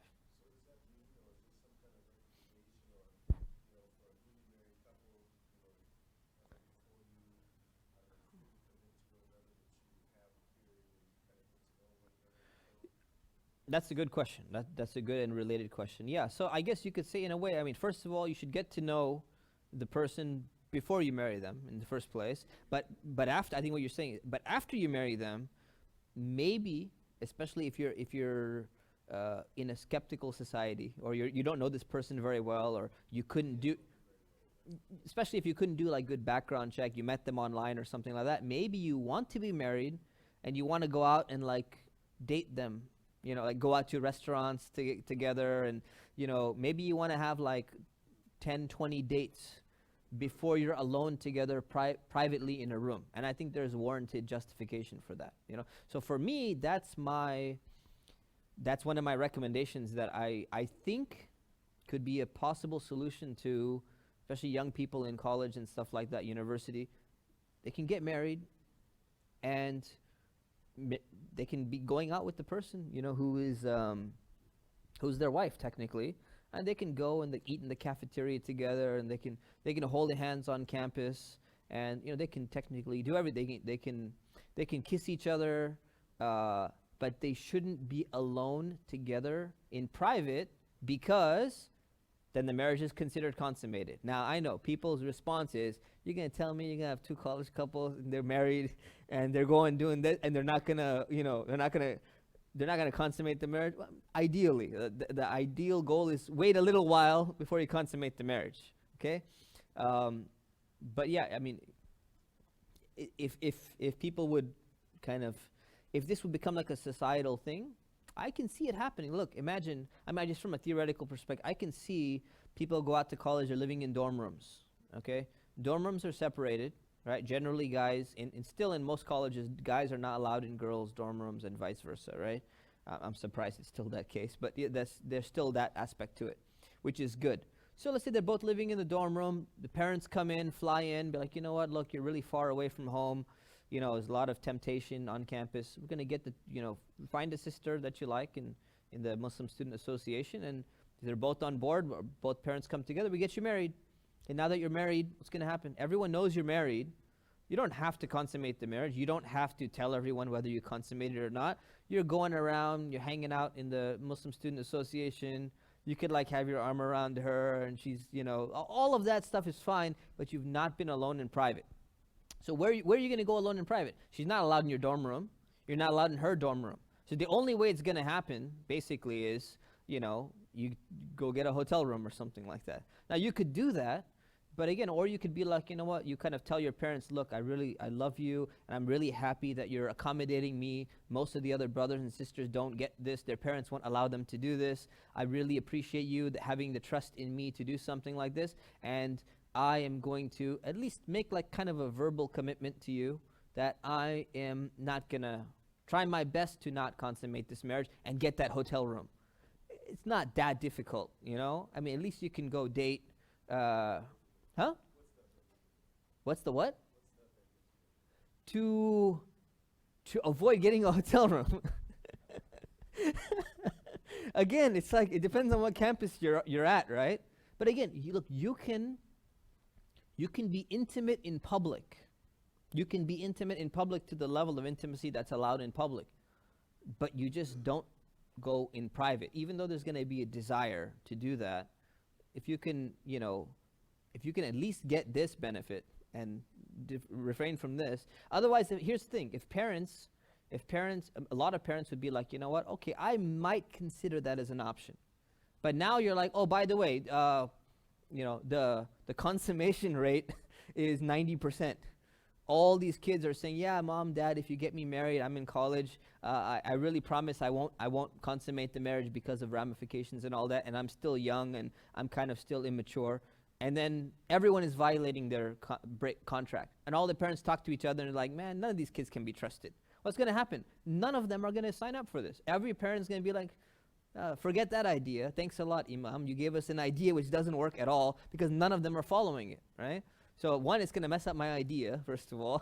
And two, it makes it difficult. So I think some people, if they break that, okay, they break it. It's not haram what they're doing, right? Because they're husband and wife. But if they could kind of at least honor the verbal agreement with their parents, I think this may be an option given our society. This is the reality of our society. Marrying to date, exactly.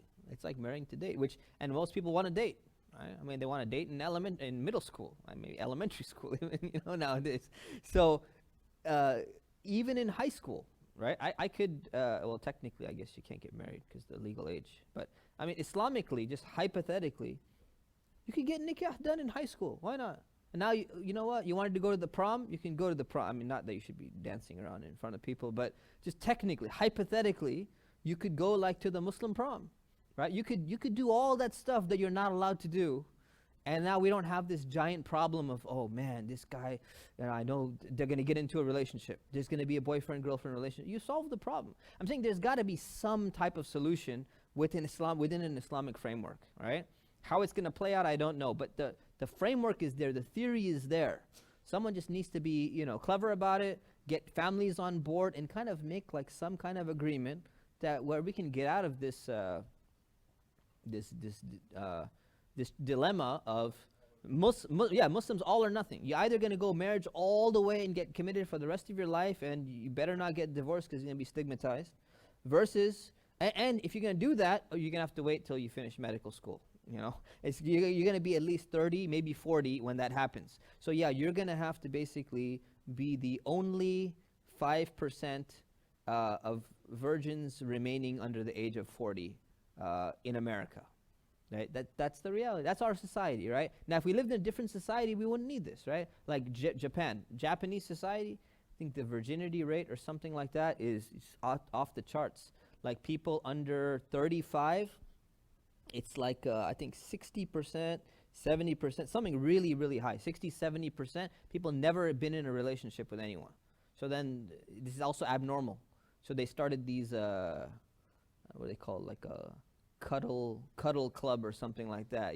There's rent to girlfriends, there's rent to families, there's rent to boyfriend. People, they don't have a relationship with people. So this declining population, no reproduction, and they're not even in relationships. America, family problems, but everyone's having sex. Right? Japan, people are not having sex, and they're supposed to be an advanced society. So something is going on there too. So that's another extreme. So what's going to happen is, if we were in that society, we wouldn't have this same kind of worry. Right? But we're in a society where everyone is having intercourse except the Muslims, right? Until age 30 or 40. That's becoming a problem.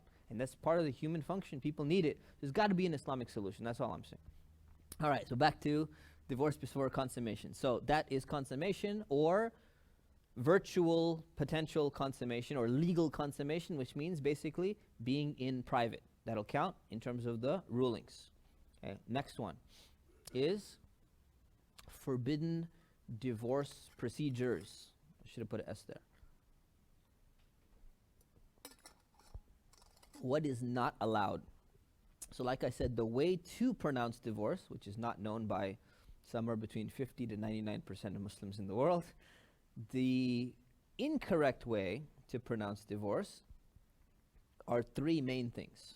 They're the opposite of what I mentioned. And all three are known as talaq al-bid'ah. So bid'ah, if you've heard of this term before, it means an innovation. It means something that's newly introduced into Islam that's not part of Islam. So somebody comes and says, you know what, Fajr prayer, I pray 4 rakahs. I pray 4 units for Fajr prayer. Say, why? Well, because, I have extra energy in the morning, and I pray Zohar as 4 anyway, so I might as well pray Fajr as 4. This innovation, it's not allowed.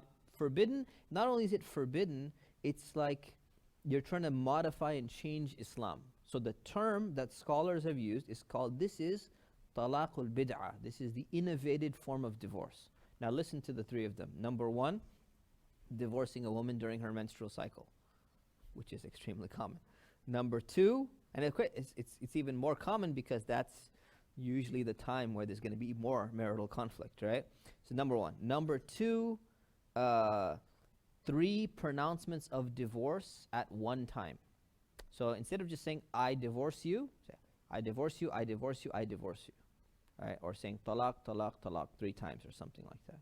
So in one shot, trying to do what? Why would someone want to do that? Because basically they're saying, you know what, if I just pronounce one time, then technically I could revoke that. And I hate you so much right now in this moment that I want to prevent myself from ever having a cooling off period. I want to cancel the cooling off period that Allah has given me in the Quran.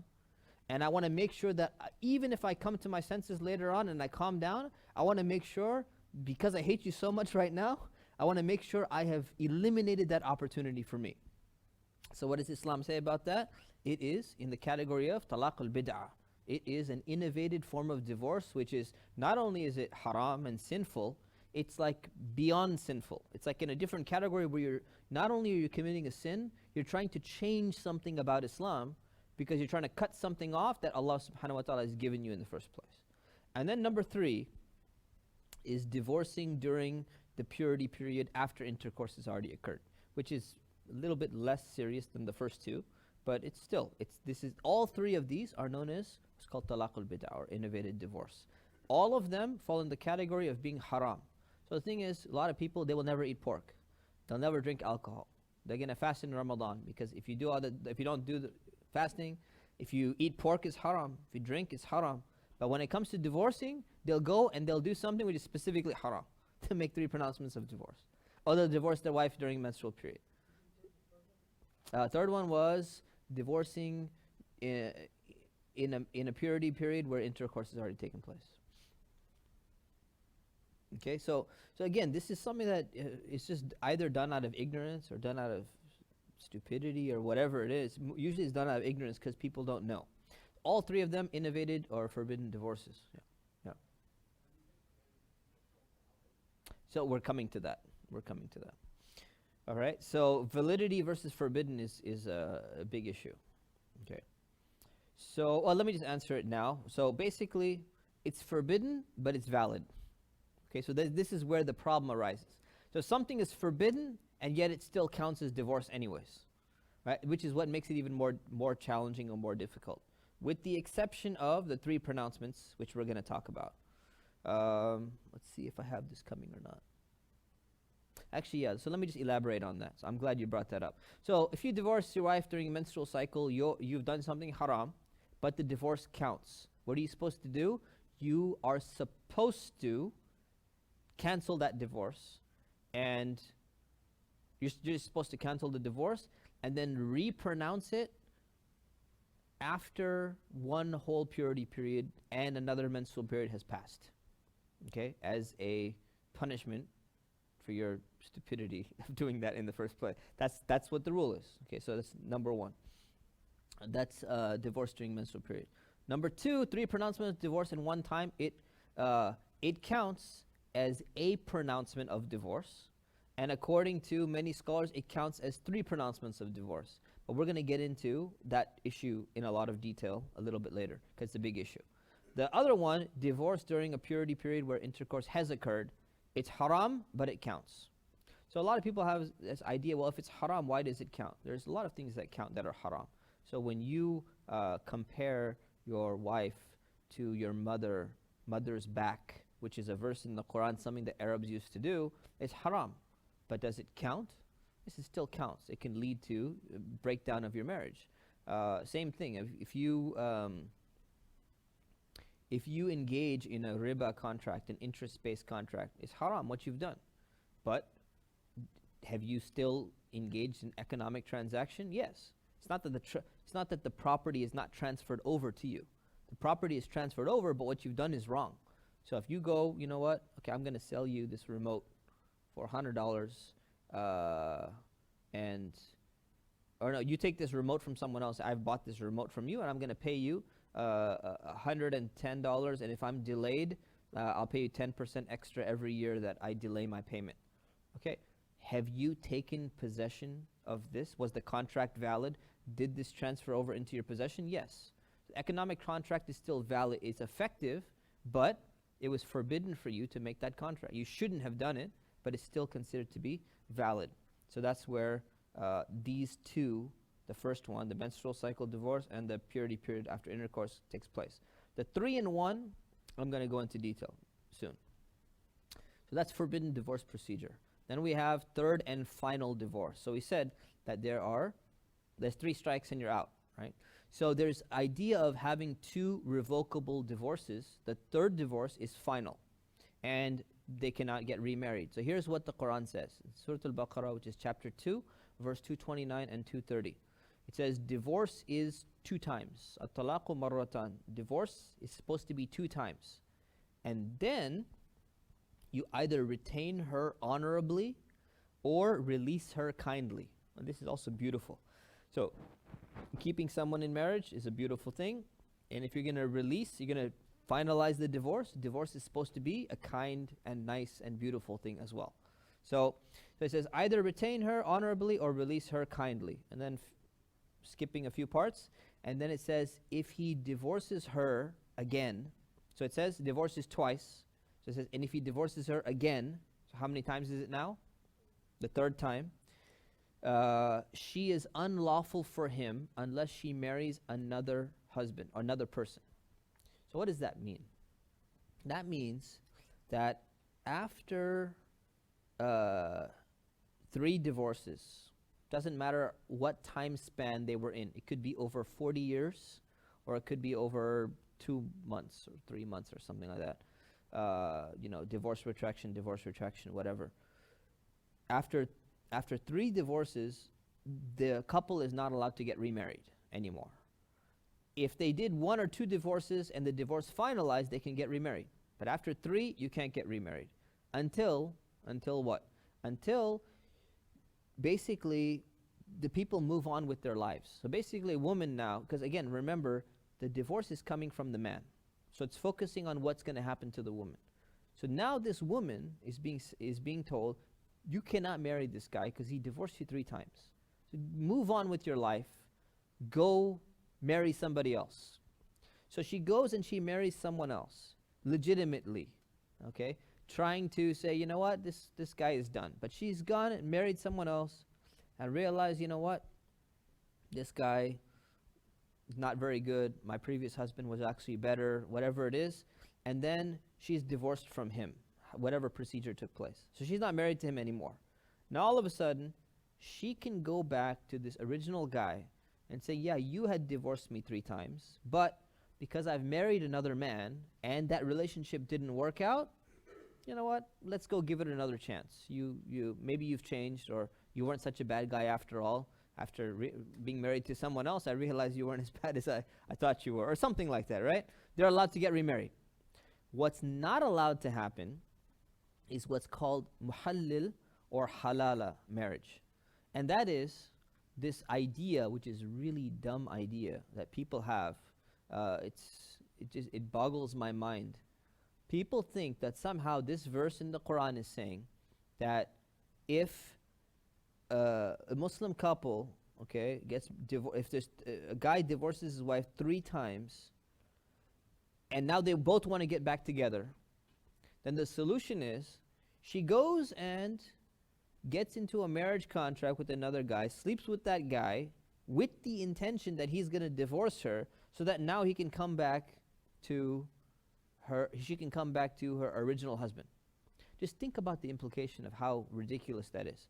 Basically, what you're saying is telling a lie against Allah. You're saying that Allah wants you to go and sleep with another guy so that you can come back to your husband. What would be the logic in that? What would be the wisdom behind that? So people think the wisdom behind, they think that that's what the Quran is saying, and they think the wisdom is that's the punishment for a triple divorce. Now wait a minute, who's being punished for triple divorce? First of all, it's the woman who has to go and sleep with another guy. So why is the woman being punished for a guy pronouncing triple divorce? So then when people get that point and they're like, yeah, that doesn't make sense, they go, no. So it's the guy who's being punished that someone else is sleeping with his wife, and then he's going to come back with his wife again, who has slept with somebody else. It's the most ridiculous thing. It makes no sense at all. So what's the real thing is that the Prophet ﷺ, he mentioned this because he knew that there's going to be some people who got divorced 3 times and they want to find a way back to just get remarried because they don't want to follow this principle of, you know what, move on with your life. That's what Allah is saying. Allah is saying 3 divorces, move on with your life now. But they don't want to follow that, so what they'll do is they'll find a person with the intention that this person is going to get into a marriage contract, consummate the marriage, and then divorce her all in like one day. It's going to be done in a spot. They actually, this is what they're going to do. So their intention of getting into the marriage is that specific thing. What did the Prophet peace be upon him say about that? Allah subhanahu wa ta'ala has cursed those people. Now when Allah curses someone, this is like they've done something really, really, really bad. Okay, so it's clear cut. There's no difference of opinion. There's no scholar that has ever lived in the history of Islam that says, yeah, this is something that can be done, or it's okay to do this, or something like that. This is 100% forbidden and haram. So this is known as muhallil marriage, or it's known as halala. And from what I've heard, that in some countries, this is like a business. There are people who run a business where you go and get halala done because you've divorced your wife 3 times, and now we're like, we need to get together. We have we're such dedicated and committed Muslims that we don't want to do anything haram. So we're going to do exactly what the Quran tells us to do. So we're going to go to this service, and we're going to pay them, and we're going to have my ex-wife go and get married, and then sleep with this guy, and then divorce her, and then I'm going to go get remarried to her.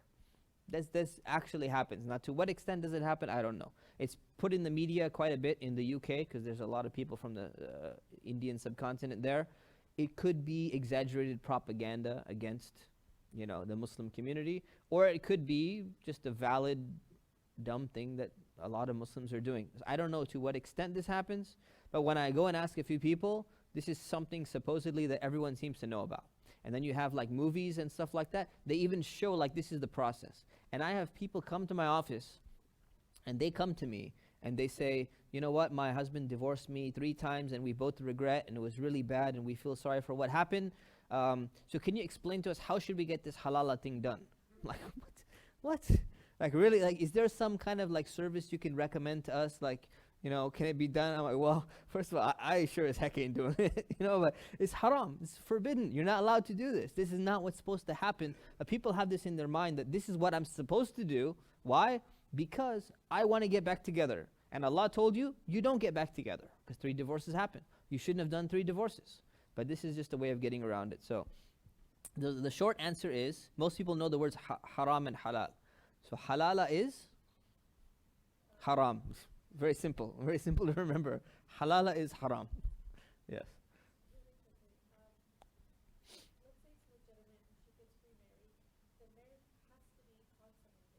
Yes, and it has to be, otherwise it would be even easier. It has to be consummated, fully consummated. Yeah, and the guy has to divorce her. So if there's a guy working in the halala place, all of a sudden he marries a really nice girl and he likes her, he's like, no, I changed my mind, I'm not going to divorce you. Right. She can't divorce him. She can't divorce, because a woman can't pronounce divorce. She goes and applies for khula, or she gets a judge, or she gets a separation. She can. But again, here's the thing. If that's the intention of marrying another guy just so you could go back, if you're the guy who's offering that service, you're a prostitute. Okay? You're a gigolo, or whatever they call it, right? And if you are a woman who's tricking another man just to get back to your first husband, you're a very bad woman, because you're tricking a guy who thought, he thought he's getting a wife, and actually her real intention was to use this guy so she can go back to her first husband. And that's a very, very bad thing to do. So that's why it's prohibited in Islam. Right? So if the intention is there, and Allah knows your intention, should not be happening. You should have a legitimate attempt to try to move on with your life. And then if it doesn't work out, it doesn't work out,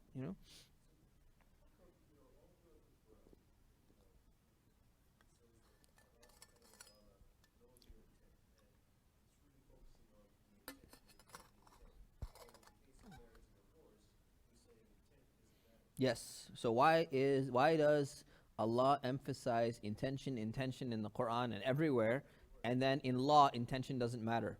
Because it's law. So law intention doesn't matter, but the reward or punishment for good deeds, intention matters. That's the way things happen in terms of what is effective, what is not effective. Because marriage, divorce is a contract.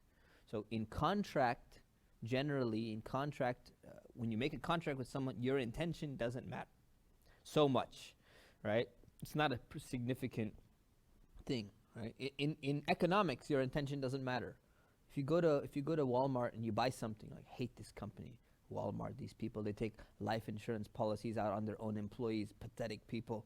And then you go and you make a transaction, right? Is the transaction valid? It's like, I didn't even intend to buy it, I just wanted to try to rip them off or something. Your intention doesn't matter. Items get traded, money passes hands, all of this stuff happens, right? Your intention is not significant. So that's why, because it's law. It's hard to understand unless you really conceptualize the difference between law and like general deeds, okay, or actions. Getting a lot of questions. Let's hold the questions, inshallah, and we will have a lot of time for questions. Okay. All right. Next one is triple. No, I put in the same category. Okay. So the next one is triple divorce. So I said triple divorce, meaning divorce in one statement, or three sentences, but like in one sitting or one gathering or one interaction, right? You're getting into a fight. I hate you too. You're divorced. I hate you too, and you're divorced again. And I hate you, and you're divorced again. Does that count as three, or does it not count as three? So here's what happens. We said it's sinful. Either way, it is haram. Does it count as three, or does it not count as three? So here's what happened. The vast majority of Muslim scholars say that it counts as three. So three pronouncements counts as three.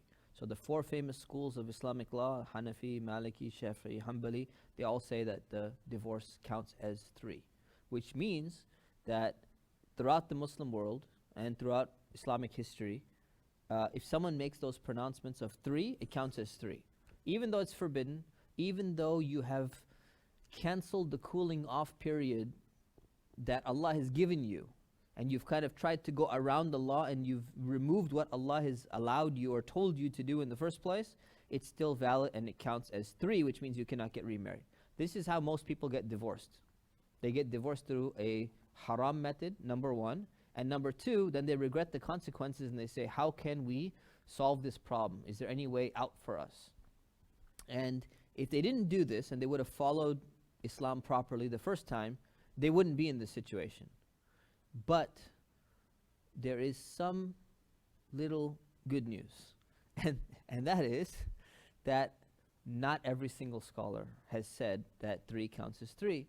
There have been some scholars that says no, three counts as one. Even though the majority of scholars have said three counts as three, they said this is not a strong opinion. This is one of those times where the majority is mistaken and incorrect, and we can follow the minority opinion on this issue.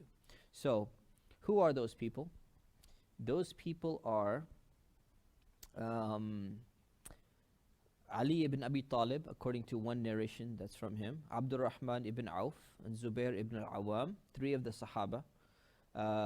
And then you have some of the Tabi'een who came after them, Muhammad ibn Ishaq, who's the author of the Sirah, a very famous Sirah book, and the most important scholars who are really considered to be scholars are Shaykh ibn Taymiyyah and Shaykh ibn Qayyim, his student.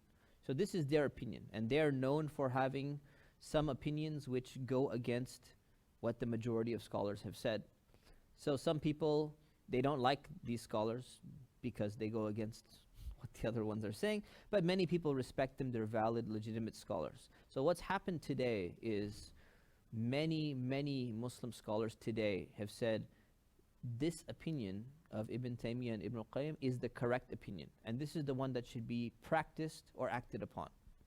Some of them say because it makes the most sense to us, and some of them say not because it makes the most sense, not because their argument is strong, but because it's just we have such a big family crisis in the Muslim community.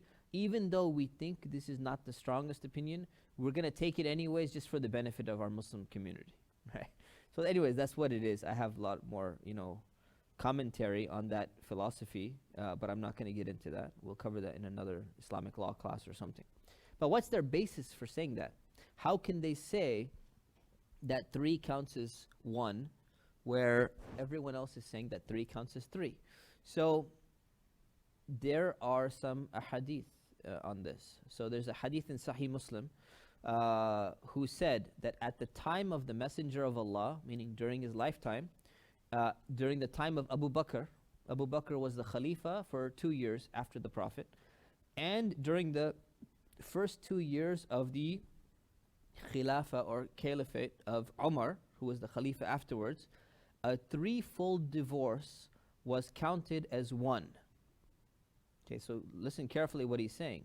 Ibn Abbas, who's a companion, is saying that during the lifetime of the Prophet, during the Messenger of Allah, a threefold divorce used to count as one. So what does that mean? That technically makes it a hadith. So he's reporting and saying, while the Prophet was alive, if someone made an utterance of 3 divorces, it used to count as 1. So that's kind of an implication saying that's what the Prophet taught. And then Abu Bakr used to happen when he was Khalifa, that's what used to happen. And then the first 2 years of Umar's Khilafah, it used to happen like that. And then he said, Umar came along after 2 years, and he said, people are being hasty with regards to a matter which they should not rush.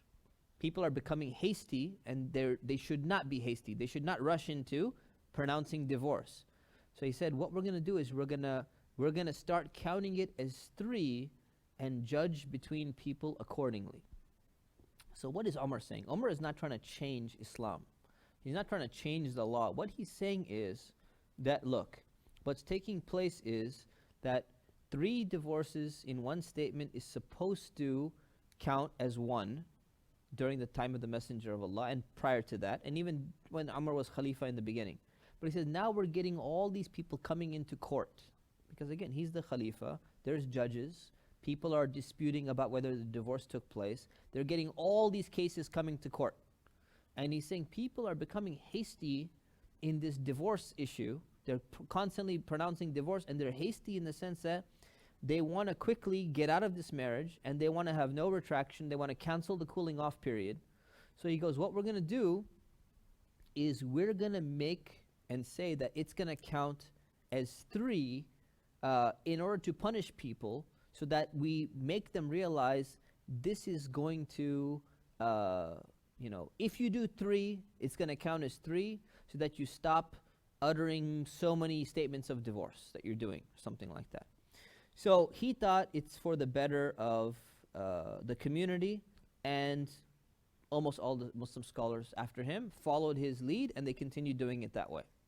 There's another hadith narrated by Sahih Muslim. Ibn Abbas says, divorce was not, someone asked, was not 3 divorces counted as 1 at the time of the Messenger of Allah and the time of Abu Bakr and the first 3 years of the time of Umar? He said yes. It's meaning another verification. Then there's another hadith in the Musnad of Imam Ahmad, which has a good strong chain. It says that Abu Rukana, who's a companion, divorced his wife by saying, I divorced you 3 times.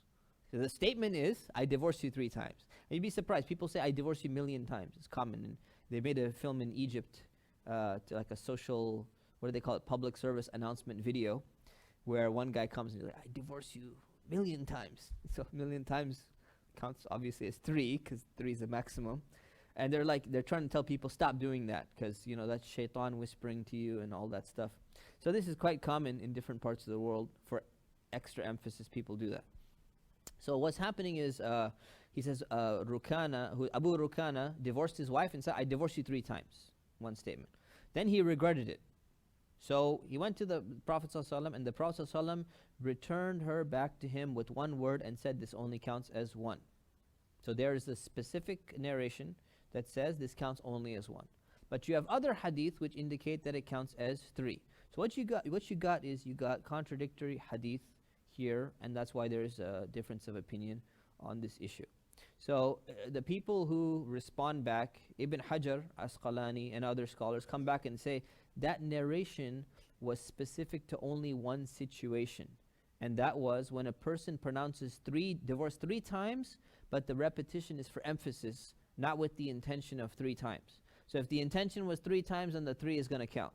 Anyways, without going into details, there is this difference of opinion among scholars today. Historically, the vast majority of scholars said 3 divorces count as 3. And a small minority says 3 divorces count as 1. Today, I think many scholars are kind of going a little bit more towards this side. So it's probably somewhere between maybe 20-80 or 30-70 in the Muslim world. Whereas in the past, it was like 2% versus 98%. Okay? So these opinions exist. My personal opinion right now is that 3 should count as 1. Why? For the simple reason that people are dumb. Okay? And people don't know, that's really my reasoning. So people don't know anything about Islam. 99% of people don't know what they're doing. They don't know the correct procedure to divorce. So if that's the situation, there should be some exception to the rule because the situation is like that. It's out of control and bad. So what's the solution? The solution is simple. Just tell people, we don't even need to worry about this difference of opinion for the average person should not matter. If you just do what you're supposed to do, don't ever pronounce divorce 3 times. Just pronounce it once. Simple as that. It's not that difficult to do, right? Is it that difficult? Is it that hard to stop saying it 3 times and to say it 1 time when you want a divorce? It's not that hard. It's not that difficult, right? So this is something that just needs to change, right? And then we don't have to worry. It doesn't even matter. This difference of opinion doesn't even matter because it's haram anyways. And if you stop saying 3 times, then we don't have this problem. We don't even have to worry about this. We don't have to weigh the evidence. We don't have to grade the hadith and worry about any of that stuff. So that's the real solution to all of that. So that's third and that's triple divorce, okay, in one. Then you got wife demanding release, okay? I don't know how you translate that. It's called khula. And khula is basically the way that a woman gets out of a marriage, right? So khula literally means to pluck off something, right? To remove something. So what does this mean? It means the woman wants to remove the marriage contract. She wants to get rid of it. Marriage needs to be taken, snatched away. So sometimes it's translated as, well, a wife is asking for that. So since she initiated the khula, she wants to get out of the marriage contract. We can say she's demanding release of the contract. Another way is divorce in exchange for compensation. And the reason why that is you're going to find out right now, because there's some of financial transaction that takes place in order to get a divorce. So basically what khula is, and it's mentioned in the Quran, I didn't put the verse here, but anyways, it's in the Quran, that when a woman wants to get out of a marriage, for whatever reason, right, she goes and she tells the husband, look, I want out of this marriage, and I'm going to give you part of the mahar that you gave me back. Okay? Now, if the guy gave her a very small amount of dowry, then he's going to be like, I gave you something small anyway. I don't really care. It's not a big deal. But if he gave her a good amount, let's say, whatever, $10,000 or something like that, then especially if this marriage is happening early on, then you see the incentive for the guy to be like, okay, you wanna get out of this marriage, but then I gave you $10,000. You're just gonna take that money and you're gonna leave. So she says, okay, I'm gonna give you back some of this dowry. Now, Islam does not say how much she needs to give back. It could be 0. It could be 10,000, it could be 5,000, it could be 2,000, it could be whatever. But there's a general rule that it gives. And the general rule is this, is that it depends on why she's getting out of the marriage. So if the problem is from the husband's side, the husband is a problem in the marriage, and that's why she wants to get out of this marriage, and what she should normally do is say, you have really bad behavior and this and that, you should just divorce me. And the guy goes, no, I don't want to divorce you. Now what's she going to do? She's going to say, okay, well, you know what, your behavior is just bad. I don't want to be in this marriage anymore. Okay, I want khula. Right? So I want you to, I want to give you an incentive to let me go and get out of this marriage. So here's your incentive. I'm going to give you some of the dowry back. Now, the rule in general is if the problem is from the husband's side, and again, that's relative because he'll say, I don't have the problem. Assuming from an objective stance, the husband is the problem, then it is disliked, it's makruh for him to take anything of the dowry back, and he should give her the khula and release her without taking anything, because he is the problem and she's not the problem. So then the question becomes this: if he's not taking any money back, why would he not just pronounce divorce rather than accept her khula? Now again, there could be social implications of this. There could be, who initiated this divorce or who initiated this khula. So if a talaq is initiated by a man, khula is initiated by a woman, has some social implication. Maybe someone in her family circle or a friend circle, will be like, well, you initiated the khula, even though there was no money being transferred. That has a different social effect than the other one. And regardless of what that is. So maybe it's advantageous to initiate the divorce, or it's advantageous to be the person who said, well, I didn't initiate it, she initiated it and I just granted it, so therefore I'm not held liable. Again, social context is going to change, but so there's a status attached to who initiated the divorce, which is why you would see a talaq versus a khula taking place. So that's it's disliked for him to take anything. Okay. Now, if the problem is from the woman's side, then the guy can come along and be like, you know what? Well, you're the problem, right? I want this marriage to work out. I'm being a nice guy and I'm not the problem, but you have a problem with me, and you don't want to I don't know. You don't want to work, or you have a problem, cleaning the house, or whatever their issue is, right? You're the one using the foul language. I'm not using any bad words, so the problem is actually with you. So then, and the guy is also saying, but I don't want a divorce. I want to stay with you. I want to stick this out for all the reasons that we mentioned in the beginning. So what happens is, if the problem is on her side, then he can take as part of the dowry back, and it's disliked for him to take more than the amount of dowry that he gave.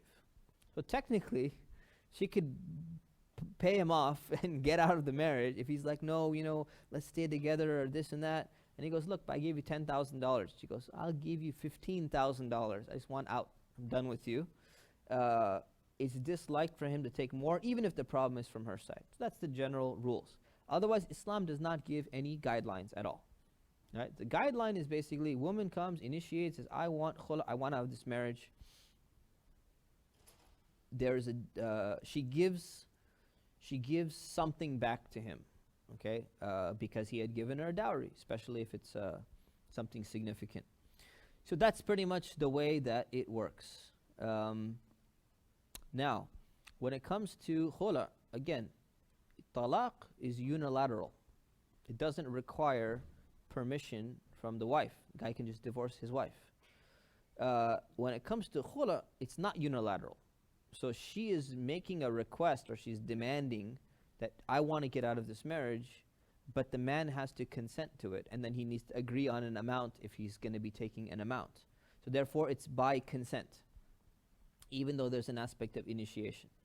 But at the same time, the Quran is very clear that a husband is not allowed to keep his wife in marriage in order to harm her. Right? So I didn't put the verse, but there's a verse in there on that. So if that's not allowed and that's forbidden, right, then there needs to be a way for a woman to get out of a marriage if he refuses to divorce her and he refuses to grant her a khula when she's demanding it, because it requires acceptance from his side. So there is the third option. Right? Now again, in America, she could just go and file for divorce and there's no fault, and legally the marriage will be dissolved.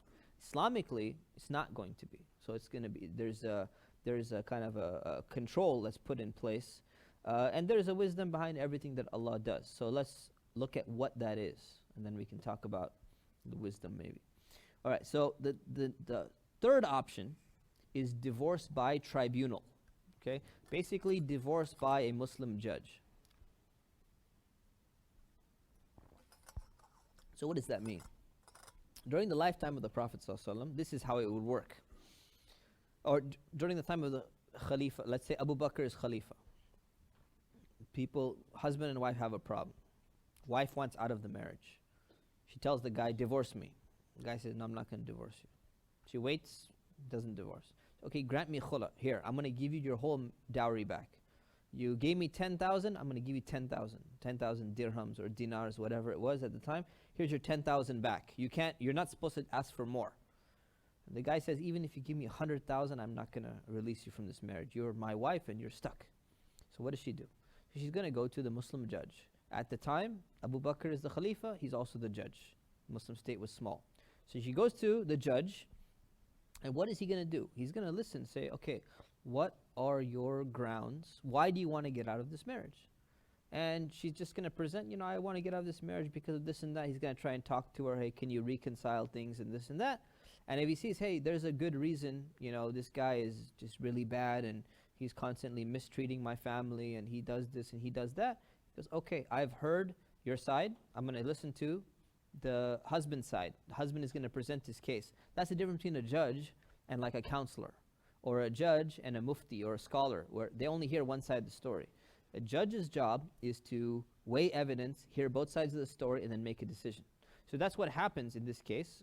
A tribunal is like a ad hoc court that is set up. So basically you go to a Muslim judge, they listen to the case, they say, yeah, you have pretty good reason to get out of this marriage. We are going to do one of three things. So three things will happen. Number one, usually Abu Bakr is the Khalifa. That means he has police. So it's a state. So what's going to happen is when the woman comes and petitions and says, hey, this guy is refusing to give me talaq, he's refusing to take my khula. Abu Bakr is the judge, or any judge on, Judge Shureh, for example, who was appointed. He's going to call him in and say, okay, you know what? Both of you come here. I want to hear both sides of the story. So he's going to get both sides of the story. Why? Because if the guy's like, I'm not coming, who do you think you are? The police will come and grab him and force him and drag him and throw him in front and be like, now explain your side of the story. Explain your side of the story.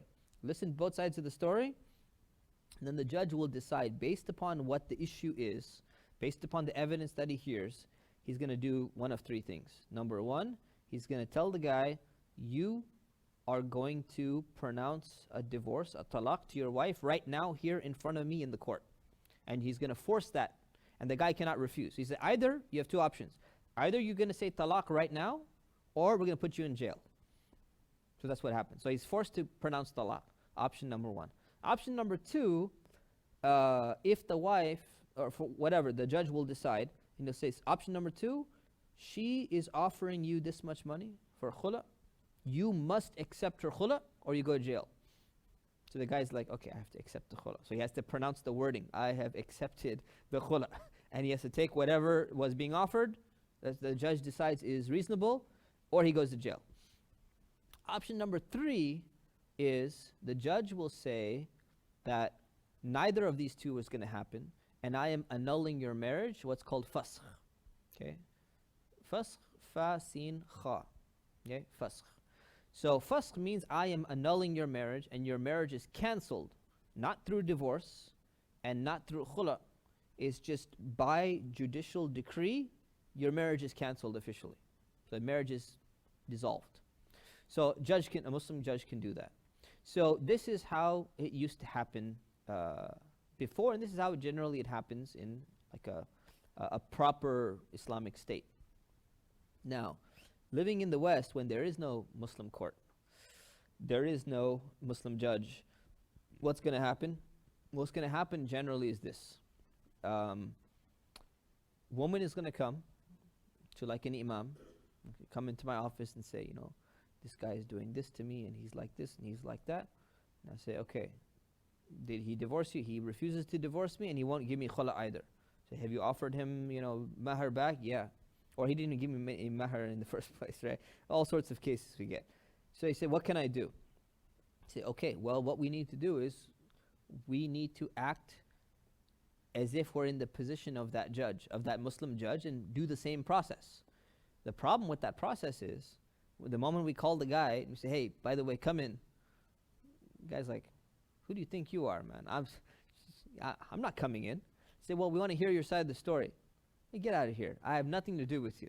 So we can't get the side of the story from a guy who refuses to cooperate. So what do?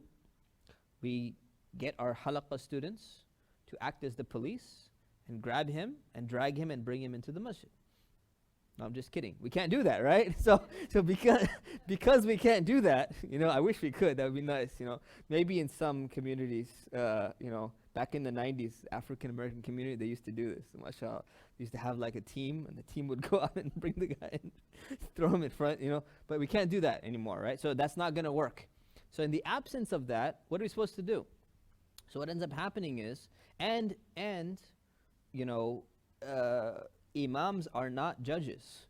They're not trained to be judges, right? They have knowledge of Islamic law, but they don't have training in procedural rules. They don't have training in weighing evidence per se, right? So it's not really their role, but someone has to perform that role. So what do you do in that case?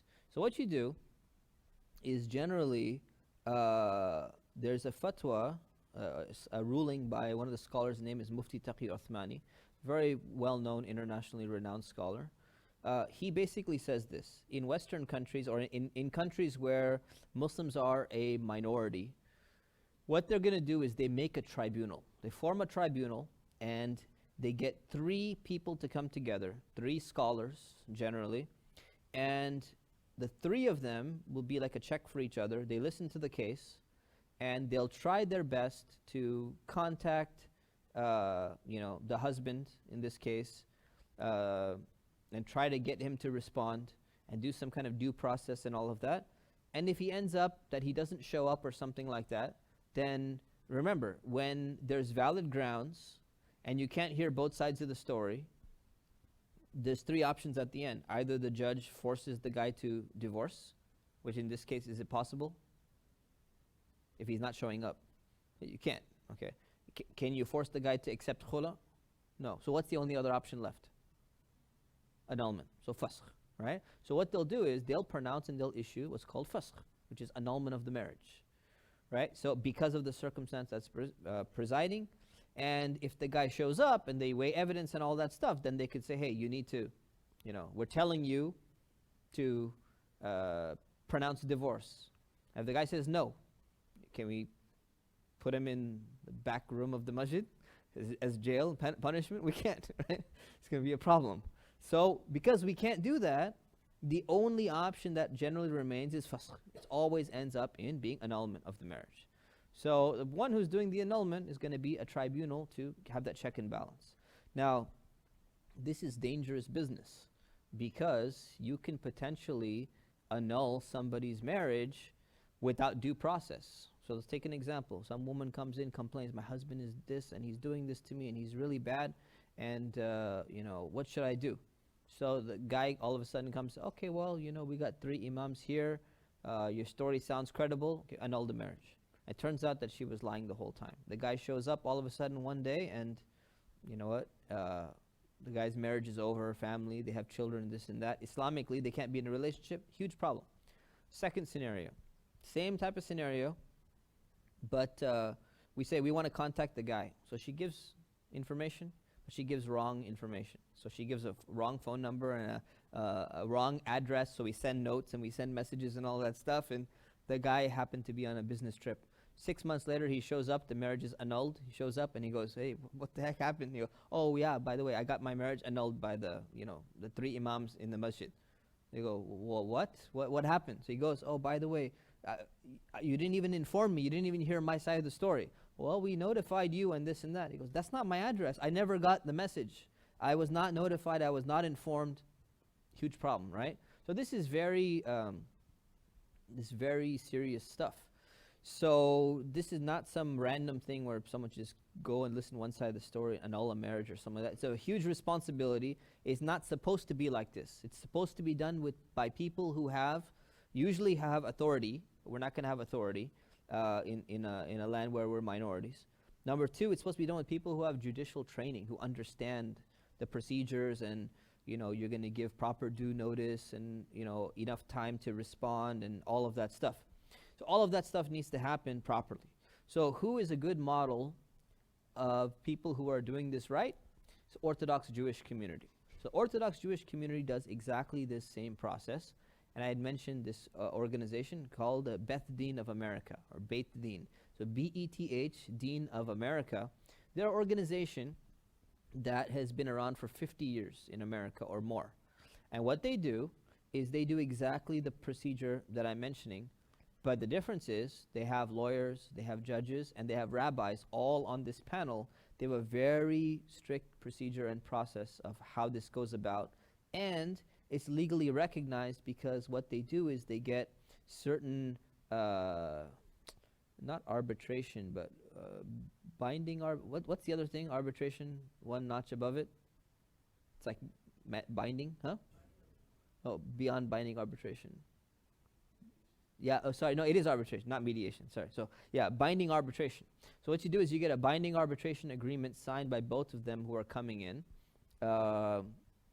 And what they do is they issue their decree, and when they issue their decree regarding this family case, they send that to the court, and the court, the U.S. court, actually validates those decrees because they're written in the legal language that overlaps with American law, because they have lawyers on board.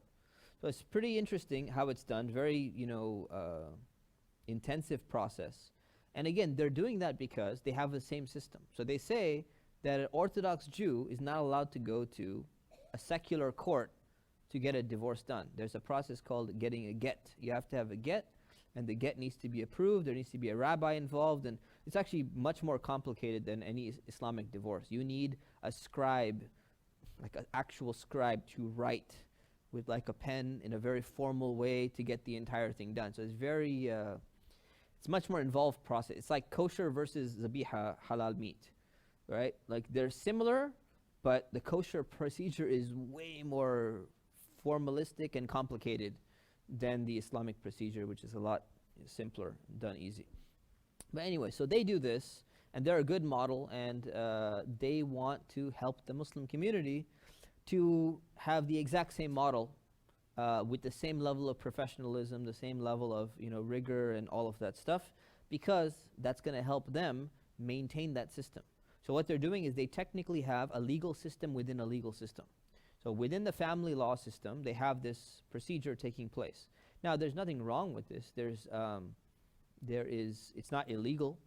And just from a philosophical perspective, this is what Muslims used to do when Muslims were in charge of minorities. Christians had their own courts, Jews had their own courts, and they were allowed to go to their own courts, especially for family issues, to be tried according to their own religion. So there is some room for that. And in the UK as well, Archbishop of Canterbury, Rowan Williams, a few years back, he issued a decree, and this is the highest leader of the Church of England.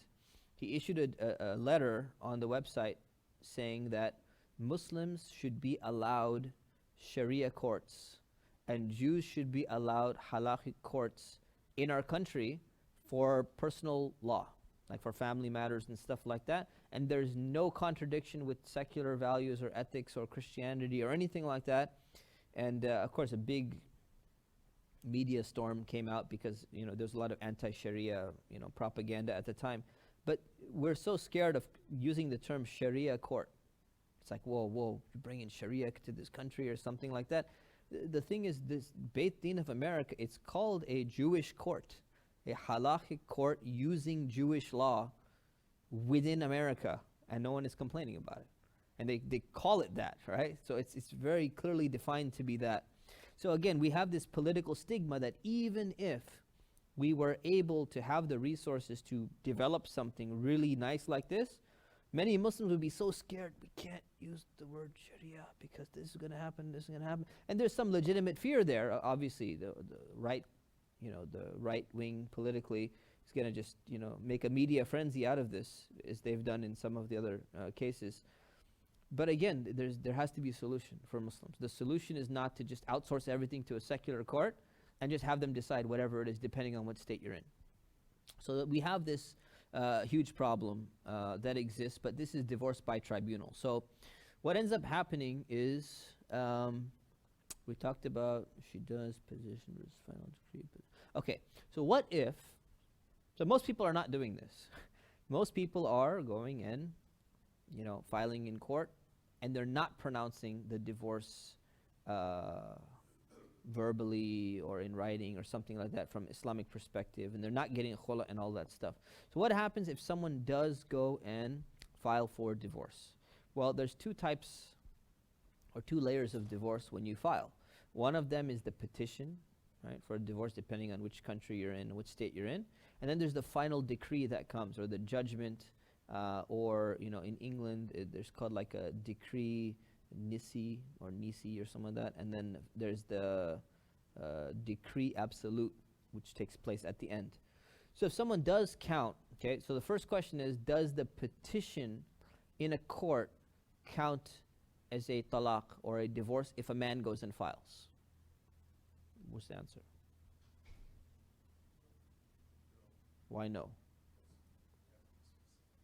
Yeah, it didn't. It's no specific in the wording. So it doesn't say. It says I want to file for a divorce. There's no clear wording that's saying that you are pronouncing divorce. You're filing for divorce. They're two different things.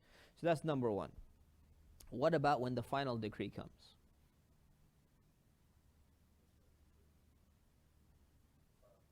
The same thing, right? So now some scholars have made an argument, and the argument is this: that when you petition the court, effectively you have done what's called tawkil. The same tawkil that I said you can appoint your wife or someone else as an agent to divorce on your behalf. So the argument is made that when you file a petition for divorce, you have effectively made the court your agent to make the decision for you that are you going to be divorced or not. So there's an argument that's been made. I think the argument is weak because it's not really analogous to the Islamic procedure of divorce. So in a nutshell, if a guy is going to file and he wants to finalize the divorce, he should still make the pronouncement of divorce. He has to make the pronouncement of divorce. And what's going to happen is, if he makes the pronouncement, if he's living in Idaho and the cooling off period is 20 days, then technically, even if Idaho issues the final divorce after 20 days, he is still Islamically married because he did one revocable divorce to his wife. They're still husband and wife in Islam, but they are not husband and wife according to the state of Idaho. Now, if he lives in California and he files for divorce, it's a 6-month cooling off period. What's going to happen is, after he pronounces divorce, and then he files, after 3 menstrual periods, or 3 months approximately, they're not going to be husband and wife in Islam, but according to the state of California, they're still husband and wife.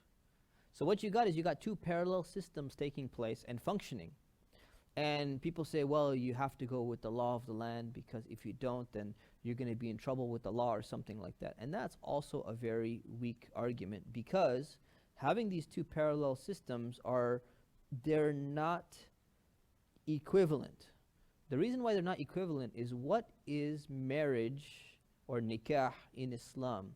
What does it signify, and how is it different, functionally, structurally different from a marriage or a divorce in a country like America or in the UK or something like that? Well, just look at it from this perspective. If you are still married because you were in Idaho, Idaho says you're not husband and wife. Islam says you're still husband and wife because the iddah period has not ended, and you can technically retract that divorce or whatever.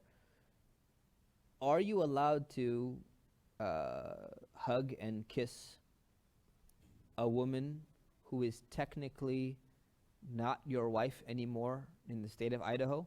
Is it against the law? No. By consent, it's not. So you've not violated the law. So Islamically, she's still your wife, and you could be intimate. It's not against the law to be intimate, right?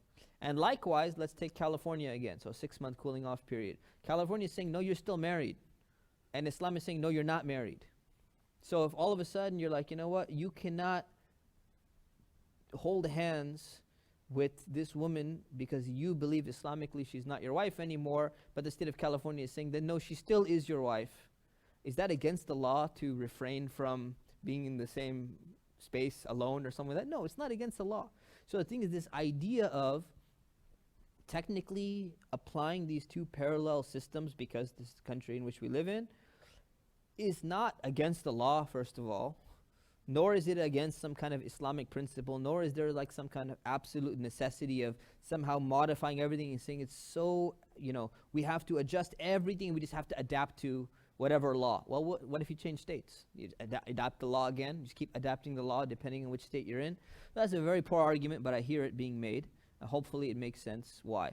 And likewise with financial responsibility, again, what the state says versus what Islam says, there's mediation, there's mutual agreement, and then there's court order. So we're going to talk about that a little bit more in detail. So you got a simultaneous system of nikah/marriage, talaq/divorce taking place side by side. And this causes a huge problem. So basically, the state can say that you're married, but Islamically you're not married. And the state can say you're not married, but Islamically you can be married. All right? So for a Muslim, which one is the precedence in terms of your relationship with your spouse? The Islamic one. The Islamic one, right? So, and there's nothing against the law to do that, right? So keep that in mind. So that's one, and there's going to be probably some questions on that. And then, I forgot to put one thing in here. So, because of, I'm pretty sure I had written it. I forgot where I put that note. But anyways, so what's happening is because there's this dual system taking place, if you go back, 1970s, 1980s, 1990s, many Muslims, they would just get married in the masjid, and they would not register their marriage. And they're like, there's no need to register the marriage, what's the point, and this and that. I think I mentioned this in the marriage seminar, right, in some detail. And then whether you need to register your marriage or not. So I won't go into too much detail, but so what's happening now is people are saying, well, some states have very strict and very problematic divorce procedures in terms of either the waiting period or whatever ramifications come out of marriage or something like that. And it's just very difficult to deal with them because we have this parallel system that's taking place. And sometimes it can be so bad. We mentioned, we showed this video of the Divorce Corp documentary, which is a very good documentary, talking about the problems, especially in the state of California, and how the legal system, you know, is it's encouraging a lot of fighting to take place, right? So that's what ends up happening. So there's another option for Muslims, and I said the problem of not registering your marriage is that you can't enforce rights, because my halaqah students cannot act as the police to kind of enforce certain things that even Islam is trying to enforce. So how do you maintain the enforcement of certain rights by a governmental authority, which is the only one that has power to enforce things from people perspective and financial perspective, versus avoiding the red tape, restrictions, court procedure, all that stuff that's happening, that the state is mandating, some states are mandating. What's an option? How do you get out of that? So there's no ideal solution, but another option, another solution is to have what's called, we talked about cohabitation agreements. So another term for that is a no-nuptial agreement. So recently, Ahmed Shaykh, who's a lawyer in a different field, but he's a lawyer, he just wrote an article on Muslim Matters. And Muslim Matters is one of the very prominent websites in the Muslim community. So he just published it like a few days ago. And basically his article is saying, let me look up the title of his article. It's title of his article is No Nuptial Agreements. Maybe next time don't get married. Okay, so he's a very intelligent when he crafts titles that are provocative. So what he's basically saying is that there are Muslims who have been through a divorce process, especially in states like California. He's saying it's like a meat grinder where it's very difficult and it's painful, and the family court system just causes so many issues. And he says, you know, divorce is usually considered to be disadvantageous to a man, but he says the reality is usually divorce is more likely to drive women to bankruptcy than it is to drive men to bankruptcy. And then he just quotes a bunch of other things and says how problematic the situation is in some states. And then he says, here's a solution. One of the solutions is to make a no-nuptial agreement. So a nuptial basically means like marital, like marriage. So you make an agreement that you are not getting married according to the standards of the state in which you live. But at the same time, as Muslims, you're getting an Islamic marriage done. There's nothing against the law that says you can't do this, especially since the time of, see, the irony is this, that gays have been fighting in this country to get gay marriage, legalized. And what's happening now is many Muslims are thinking, hey, we want to make sure that we don't get our marriages recognized so that we don't have to be bound by the entire system, which causes so many problems in family court and other issues. So again, this is not for everyone, but especially people who have been through that process. They're much more skeptical and they're like, I don't want to go through that ever again. So if I'm going to marry someone, I want to do the nikah only contract. The problem with the nikah only contract, as I mentioned in the marriage seminar, is there's no one to guarantee any of those rights and responsibilities when a problem happens. You need the police to get involved in some cases. You need finances to transfer over in some cases. None of this is legally binding. So a nikah contract has no legal binding agreements. So what do you do? He said, what can you do? Well, one thing you can do is you can say, oh, well, we're just going to do the nikah contract and we'll make promises between ourselves. We'll make a contract between ourselves, and therefore we won't have to go into the family system. But what happens is this idea of common law marriage, where your relationship can actually be converted into a marriage by a court if they decide that it's going to be converted. So there's a case, I just forgot the case, but I have it here.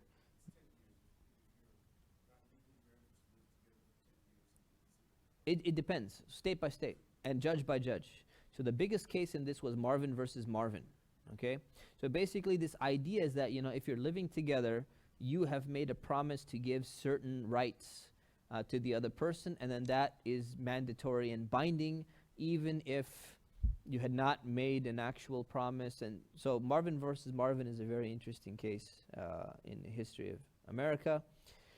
So basically what Ahmad Shaykh is saying that this is what Muslims are trying to achieve, is they're trying to achieve something binding for protection of both spouses, whatever they've agreed upon, financial protection or whatever it is, while not getting stuck into the family court system in case the marriage breaks down. So how do you accomplish both of those while doing, the Islamic part is the easy part. Show up 1 minute nikah and you're done, right?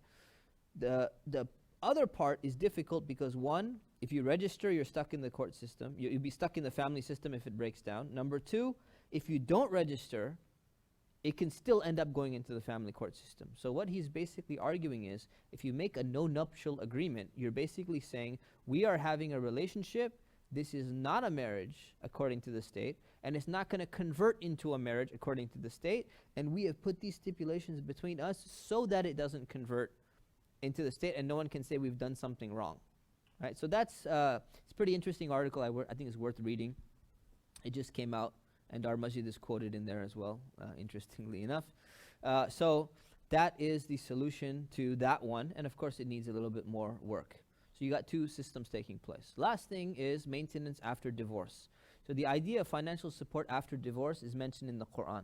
Surah At-Talaq verse 6 says, let the woman who is in iddah live in the same style as you live according to your means. So here's what basically that means. After you pronounce divorce, she's in her iddah period. She's supposed to stay in your house anyways. While she's staying in your house, even though you're kind of in a cooling off period, but you've pronounced divorce, she is entitled to the same financial support that you are living in. So basically the same, what's the word? Like the same lifestyle that you're living, you're going to give to her, and then it says according to your means. It says do not annoy them so as to restrict them, right? So don't make it so tight. So you got to take care of them financially. And if they carry life in the womb, meaning if they're pregnant, then spend on them until they deliver their burden. So again, the same concept is iddah period could be 3 menstrual periods. It could be 3 months if there's menopause or no menstrual period, or it could be delivery of a child. that whole period has to be financially funded by the husband, um, as long as she stays in the house. If she moves out of the house, then he is not responsible Islamically, financially, for taking care because she left the house. Let the man of means spend according to his means, and the man whose resources are restricted spend according to what Allah has given him. So basically, it's saying if the guy's rich, he's got to spend really well on his wife, even during this period. And if he's poor, he just has to give the bare minimum because Allah has given him less, so he has less money, so he has to give whatever he can. So basically, what that's saying is the standard of living that you give during the iddah period is going to be according to your means.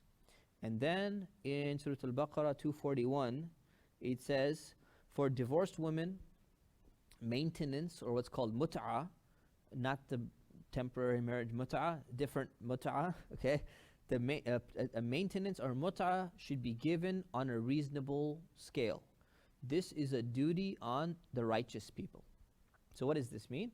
This means that when divorce takes place, when a man divorces his wife, he's supposed to give her a gift, a parting gift, right? Because usually what happens, divorce takes place, hard feelings happen and all of that stuff. This is to kind of cool that down, and also it can serve as like some type of economic security or something like that. So what is that gift? Allah has not specified it. He's not given any specifics on it. So if you combine both verses together from Surah Al-Talaq and Surah Al-Baqarah, 65, thank you. Yeah, 65, chapter 65. So if you look at 65:6 and 65:7, it's saying that a man who's got a lot should give a lot, a man who's got a medium should give medium, a guy who's got less should give less. So whatever his financial status is. Same thing would apply in terms of the gift, right? You can give a little bit more if you have more, you can give a little bit less if you have less. This is the spousal support or the alimony that is stipulated in Islam. Okay, that's what it specifies. It doesn't give a specific time frame. It doesn't give a specific amount. It just says you're supposed to give something, right? So, no, there's no period. There's no specific mention. Now again, in the state of California, generally, alimony is considered to be a specific amount depending on how much you make, depending on your income, depending on your kids, and depending on the length of the marriage. So generally, if it's less than 10 years, it is half the length of the marriage. And if it's more than 10 years, there's no limit. So technically, you could potentially, hypothetically, have to support your ex-wife for the rest of her life, unless you get a court order overriding that. So very, very different system than what Islam is saying. Islam has left it open. But if it's left it open, it's probably not saying you have to take care for the rest of your life, something like that. So what happens is in that documentary Divorce Corp, which I finally watched it. You know, last time I showed you the trailer, I had not even watched it myself, but now I watched it. It's pretty interesting. So they're comparing Scandinavia with America, and they're saying, why is it that Scandinavia is technically more egalitarian of a country than America in terms of women in employment and jobs and all of that stuff? Yet, the way that, and their divorce rate is very high as well, just like America. But for some reason, there's not as many fights in the legal system and all of that stuff when it comes to divorce. And they're analyzing that and they're explaining that, and they say, well, part of it is because people are trying to get as much as they can, and with all sorts of accusations, not adversarial, but in America it's very adversarial, so they can get as much as they can in terms of money.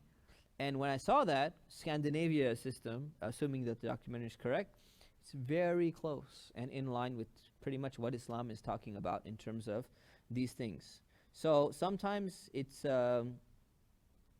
easy to err and make a decision and say, well, you know what about this side didn't have opportunity to get an education because they were taking care of the kids, or this side didn't get an opportunity to do something else in life because of this, therefore we have to compensate that opportunity for X number of years, 10 years, 20 years, 30 years, 5 years, whatever it is.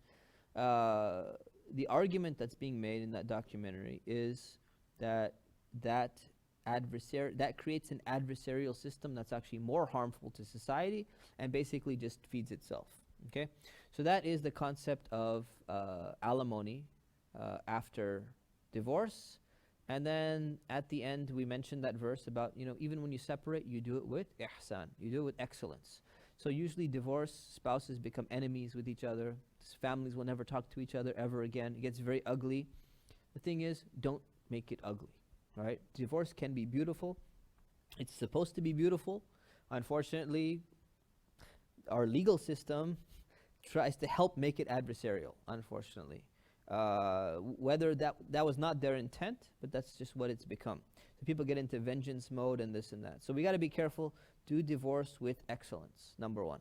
Number two, don't gossip about the other person, right? There's no benefit of going and telling everyone, my former spouse, you know how she was, you know how he was, they were like this, they were like that. You don't need to tell everyone. It still falls in the category of backbiting. So don't forget this concept of ghiba, or you could call it gossiping, or you call it backbiting, right? Talking bad about people behind their backs, even when it's true. So even if it's true, why do you need to go and tell everyone? So if you need to tell someone because they need to know, it's different. So somebody comes to you and be like, hey, you know what, I know you were married to this girl before. I know you were married to this guy before. I just wanted to get a background, check from the former spouse of, I don't need to know the whole story, but I'm thinking about marrying them. What do you think? You say, I don't want to engage in backbiting. Well, if the guy used to beat you up all the time and someone's coming for a background check, yeah, you probably need to disclose that, because that person needs to know. You don't need to go and tell the whole world, but you need to disclose that. If he was selling drugs, or let's say she had a meth lab, in her apartment or basement or something like that, yeah, maybe you should tell the future husband that, yeah, she cooks meth, in the apartment. And I'm giving extreme examples, right, just to make it clear so people don't think I'm stereotyping, right? So yeah, she's cooking meth, and you should probably know that, and maybe you should discuss whether that's the best option, one, legally, and two, your house might explode or something like that. So don't gossip about the other person, but you can reveal some things for people who need to know. So the same rules of backbiting fall in the same category even with your ex. Okay? So that's it. Let's get to the questions, inshallah. So let's see if we have questions. You can start typing in your questions now if you want. Okay. Does pronouncement of divorce have to be direct to the wife? Yeah, good question. The answer is no. I know that sounds weird, but it doesn't. So you could technically make a pronouncement of divorce to your friend saying, I have just divorced my wife right now. And it will be valid and it'll count. And that person will be a witness to that. And the iddah will start immediately. If the pronouncement of the divorce has to be in present or past tense, and if thus he says, we have been divorced, not directly to the wife, are they divorced? Again, these are sometimes hypothetical scenarios, but let me reframe it for you. If somebody comes to you and says, hey man, are you married? Your friend. You say, hey, are you married? You're like, no, I'm not married. I'm divorced. That statement is a lie if you're married. Does that statement affect a divorce? No, it doesn't affect the divorce, because the wording is not the wording of a pronouncement of divorce. So hopefully that answers the question. What happens if you're intimate during the waiting period of the third divorce? You're not allowed to be intimate during the waiting period of third divorce. You're not allowed to be intimate, so therefore nothing happens. You just get sin. What if the wife initiates intimacy during the waiting period? Great. That's technically, if she wants to remain married to you, but you pronounce the divorce, that's what she should do, right? And then, boom, the divorce is revoked. It's done. All right. What if you have not been intimate in months and are separated back with your parents? Is there a waiting period? Good question. So, if you have not been intimate, let's say you've been separated for 20 years, you're still married, you still need a pronouncement of divorce. So there's no automatic divorce without pronouncement of divorce. And is there a waiting period? You have not had intercourse for a year and you've been separate, and then the guy pronounces divorce. Is there still waiting period? Yes, there still is waiting period, because the waiting period is not only to check for pregnancy, but there are other reasons as well. What if you haven't been intimate in months and are separate? Okay. You have helped many people in divorce cases. Can you give 5 male reasons men get divorce and 5 main reasons men get divorce and 5 main reasons wife get khula. Okay. I don't know if I can do 5, but I can do some. So 5 reasons why people get divorced. We kind of mentioned that in the beginning, I guess, already. But let's say men will get divorced because bad behavior from their wife, because they want their wife to work or go to school, but they refuse to do so. They just want to stay at home. Because of the way in which their philosophy of raising children is not on par with the wife. I'll give you 3. What are reasons for getting khula from a wife? Common ones. Same one. Bad behavior from the husband. Very common. Husband does not want to work and does not want to provide for the wife, and he wants the wife to work. Or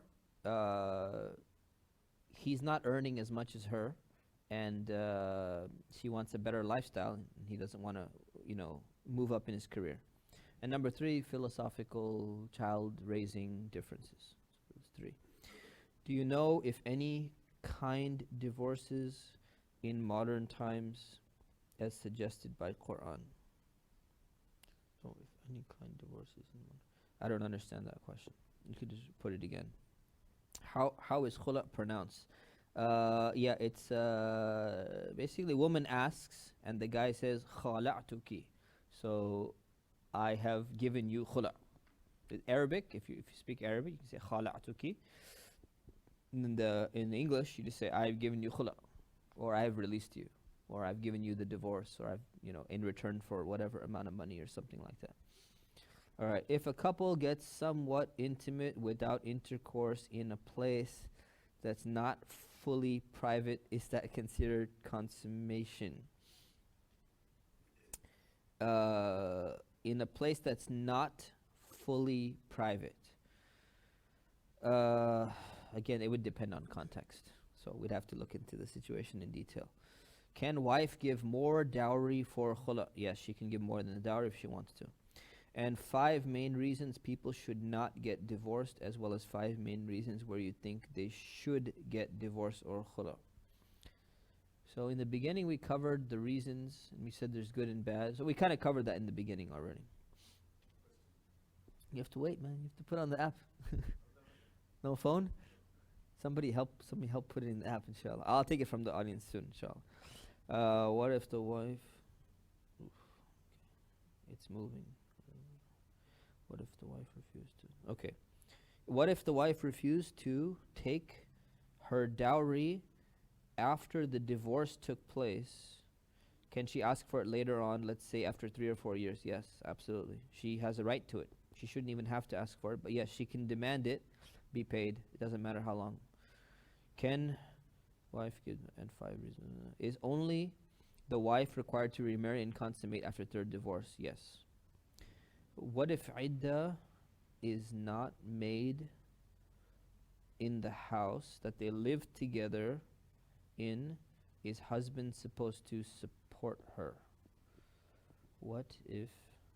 I'm trying to understand. What if the iddah, okay, is not made in the house that they live together in, but it is made in another house that they're living together in? It doesn't matter which house they live together, as long as they're living together. They could be living together in a hotel room. They should be living together. Then yes, the support will remain during the iddah period. What is the proper way to do iddah? Is to just wait during that time. What if you never did iddah and you got divorced? Well, the issue really with iddah is if you got divorced, you didn't do iddah, and then she got married before the iddah finished, I mean, it's a problem. It should not have happened. But again, iddah is for the women, by the way. then is your I guess the question is your marriage still valid? Yeah, it's valid. It should not have happened, but you're still married. What is the different? You may want to just renew the. If it's close, it's been a short time. You may want to renew the marriage contract to be on the safe side.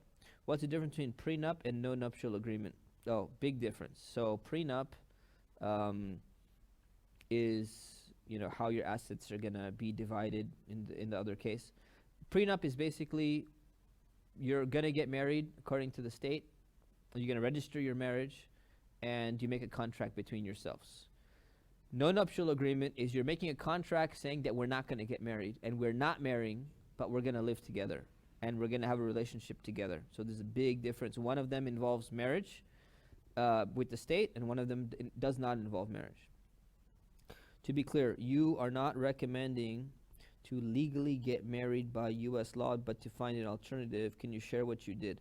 No, I'm not recommending that. I'm saying that in some cases, you may not want to legally get married by U.S. law. That's all I'm saying. And I have a feeling that I registered.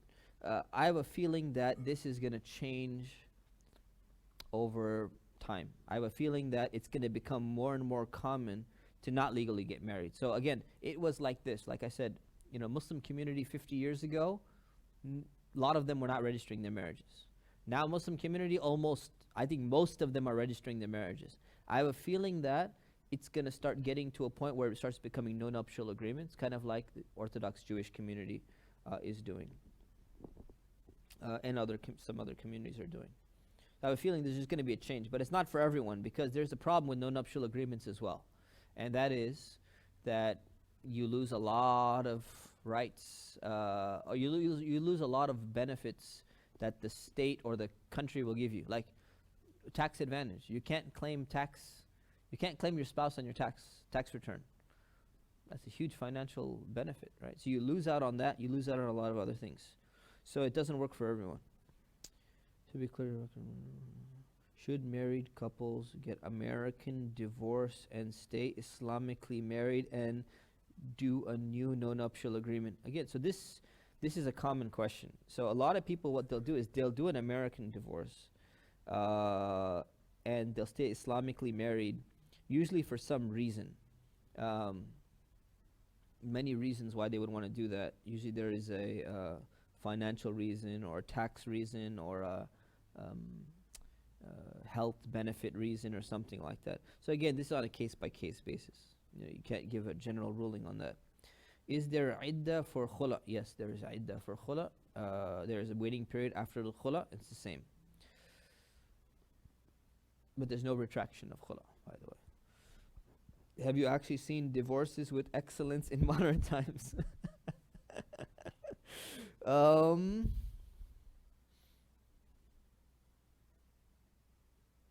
few.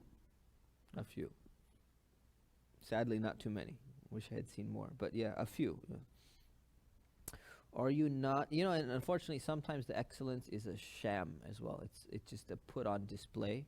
People will put on Facebook like a picture. Look, we're doing it the right way. We're doing it, and then when you go and you look at what's really going on in the background, it's just really, really ugly. So sometimes it's a sham, but yeah, I have seen some cases with excellence, especially among elder couples. So the older the couple, usually I see it's a lot more mutual. It's kind of like, look, we're in our 60s.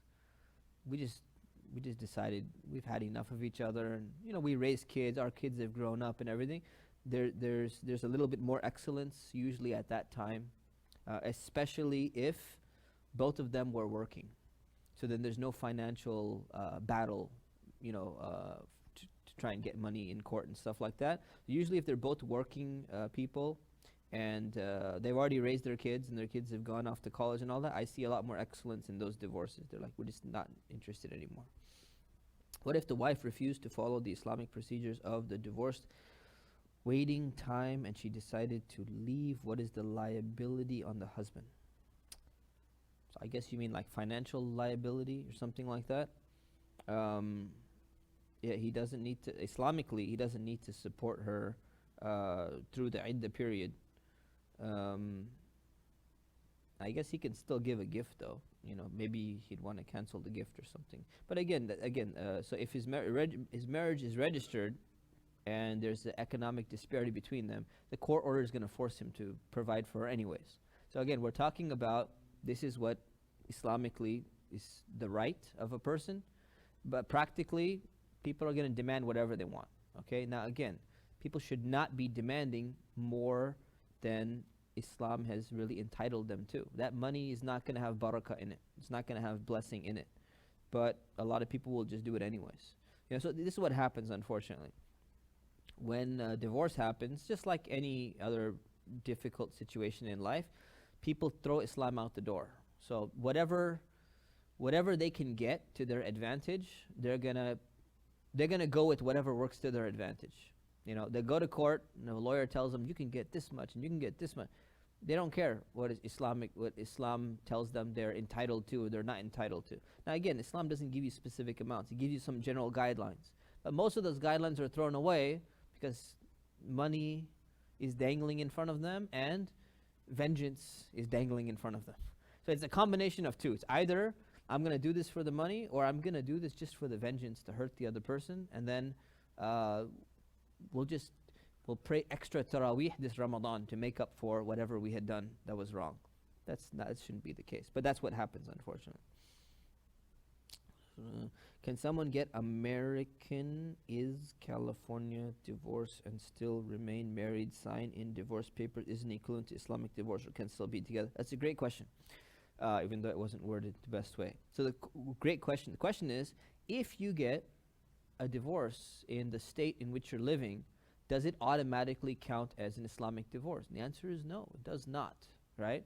So if someone for some reason wanted to get divorced, let's say in Idaho, 20 days, the divorce is finalized, it's done. But they both agreed on this, and they both want to live together as husband and wife Islamically. Are they like, nope, you cannot be married anymore? No, it doesn't count. It doesn't count as a divorce. So they can remain married.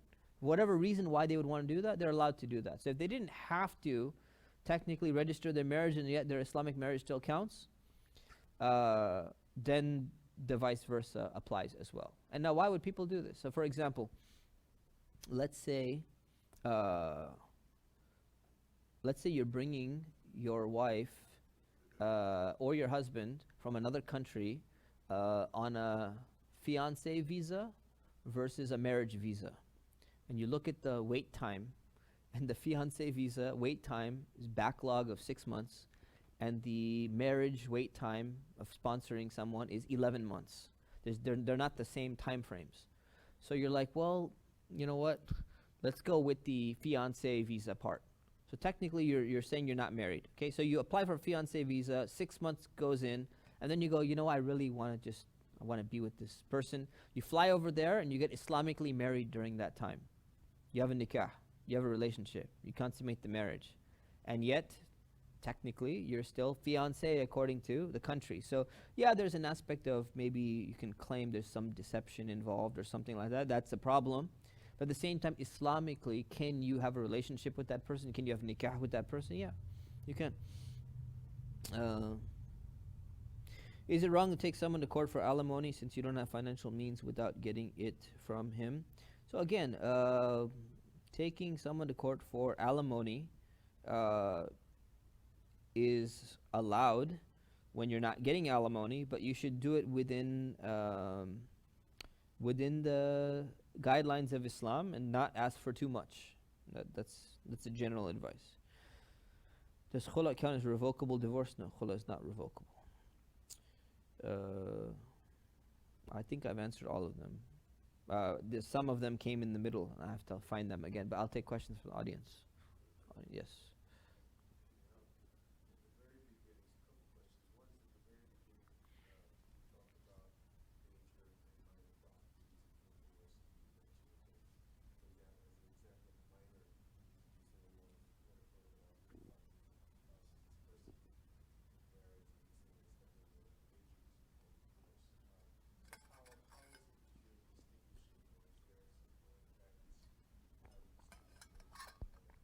Okay.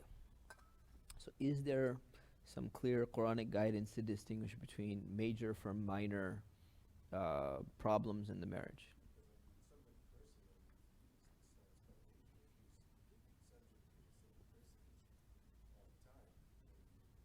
Mm.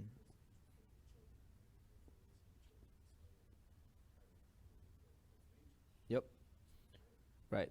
So the short answer is no. There is no clear-cut guidelines in order to differentiate between major and minor. Why? Because people are different, right? Human beings are different, and Allah has allowed people to have different tolerance levels.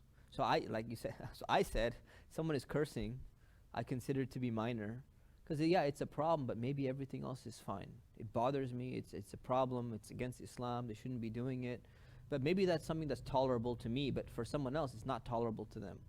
So Islam is not given any line, clear-cut line of differentiating between what is a major, what is a minor thing that you need to get out. And there's a wisdom in that. Whenever Islam doesn't give you a clear-cut guideline, that's like a hard cut, this is the way it is, that means that's because human beings are going to be different, and they're going to act differently, and they're going to take different things to be serious or not so serious, and Allah wanted to allow that to be there. Just like, dress code, dress guidelines. There's no color that you have to wear in Islam. You can wear whatever you want if it covers certain parts, but there's no color guidelines. There's no style guidelines. Yeah, outside of gold, men wearing gold and silk. Outside of that, there's no style guidelines. If you have a cut like this, or you have to have a long neck, or you have to have every style can fluctuate over time. Different countries have different styles, different cultures develop different styles. Allah has left that open. He's just given you these general guidelines. Should be kind of loose fitting, shouldn't be skin tight, should cover certain parts. And that's it, he left it. Same thing when it comes to what is major and minor in divorce. He's left it. He's not given you, say, in this case, if someone does something like this, make sure to get out of that marriage. Allah did not give us that guideline. He left it to people.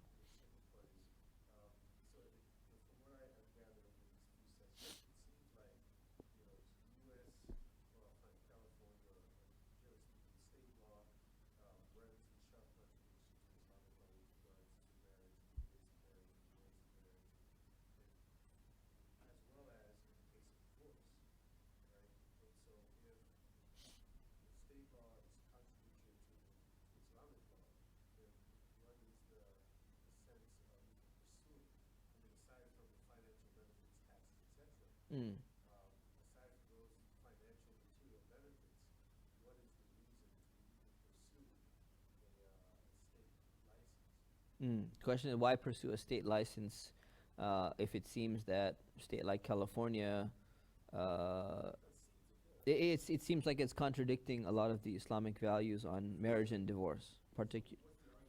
What's the argument for that? So I mentioned in the marriage seminar, the argument for that was you need enforceability of certain rights, and you can't get enforceability unless the state is involved. That was the original argument. And now the counter argument is being made, you can get enforceability through something like a no-nuptial agreement.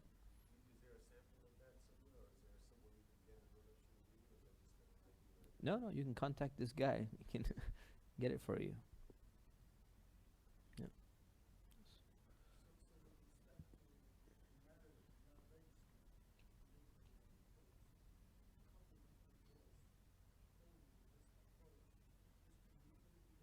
If it's not registered, yeah, if it's not registered and the couple wants a divorce, what's the best method? The guy makes one pronouncement of divorce during the period where they've not had intercourse, and that's it.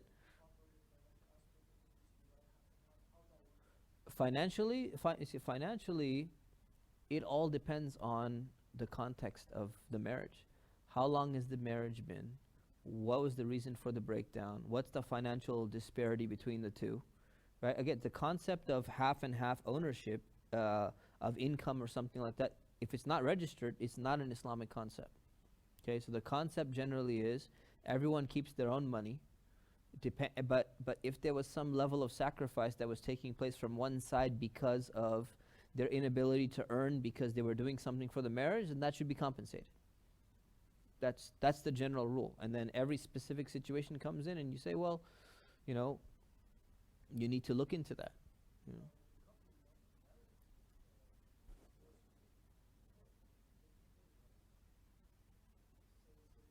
If they want a divorce certificate from the court because they registered the marriage, if it's not registered, then you don't need to get a. There's no divorce certificate from the court because the marriage, there is no marriage according to the court. Yeah.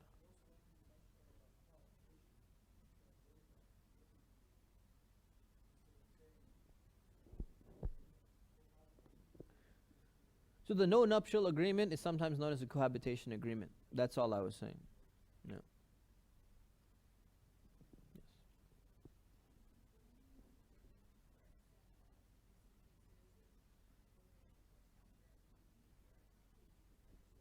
Yeah.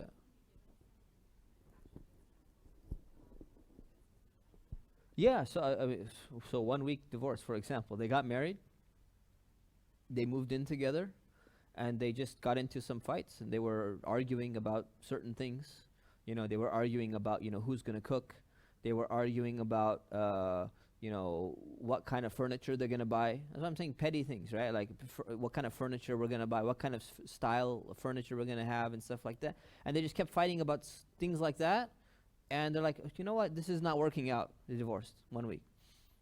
So if you're gonna divorce over furniture style, first of all, if it was that important to you, you should have talked about furniture style beforehand, right? And then if you want to divorce about who's going to cook, that you should have talked about that too. What are the chores? Like who's going to take care of what aspects of financial? And then another very very common one is basically guy gets married, and this is not a good thing. He shouldn't be doing this anyways. But he gets married, and he continues. He's a guy before marriage who used to stay out with his friends till like 2, 3 a.m.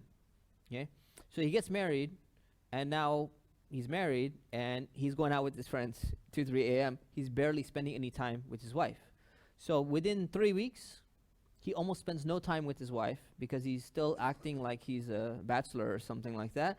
And the wife's family comes. I'm telling you real cases, right? So wife's family comes along and says, if this is how the marriage is going to start out, I mean, the guy doesn't even want to spend time with you, and he just married you, and he's still sitting with his friends. This is going to continue. Get divorced. 3 weeks divorce take place. Examples, right? These are practical examples. Yeah. Oh, sorry. I have one more example. So I just remember another one. Similar, opposite case. So basically, woman got married, and they got the apartment, they got the furniture, everything is good. The woman doesn't want to leave her mom. She said, I'm going to stay with my mom. And the guy's like, look, we're married now.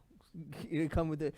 3 months, she doesn't want to move in with him. She says, no, I miss my mom, and I have to be with my mom every day, and my mom needs me. After 3 months, the guy's like, yeah, she's not even going to move in with me. Divorce. 3 months, it's done. Yeah, go ahead. Hmm.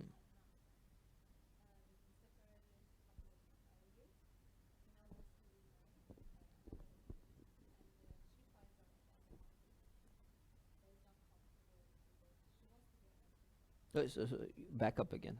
One more. The guy made one pronouncement of divorce. Okay. So divorce finalized, years have passed. Got it. Okay. He wants to marry another woman. Okay.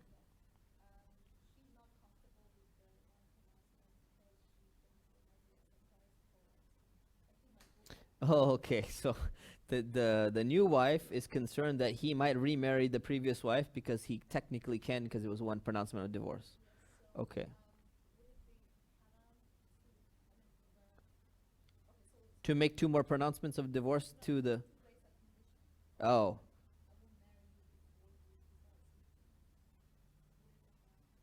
Before I see three pronouncements of divorce.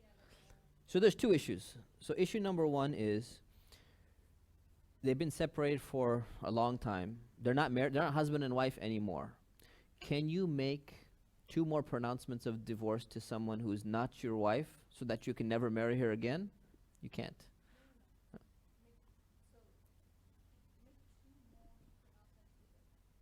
That's what I'm saying. You can't divorce someone who you're not married to, because technically the ex-wife is remarriageable, but she's not your wife. No, no, I know. I'm not talking about the new woman. You can't you can't make another pronouncement of divorce to someone after the waiting period ended because she's not your wife. So if this new woman comes along and says, I want you to throw 2 more divorces at your ex-wife to make sure that you never marry her, you can't pronounce divorce to someone who is not your wife. No, it's not that it's done. They can get remarried. They can get remarried, but her condition of saying you need to throw 2 more divorces her way can't be done unless she's in the waiting period of iddah. Then he can throw 2 more, but because she's still his wife at that time. Otherwise, you can't like cut that off somehow. Okay. The second question about putting a stipulation inside a marriage contract or something, we kind of mentioned that in the marriage seminar, is that whatever stipulation you make is a promise. It's not part of the marriage contract. So if it's a promise, someone says, I want you to promise that you're not going to marry this other woman, this specific woman, while you're married to me. Can you make that promise? Yes.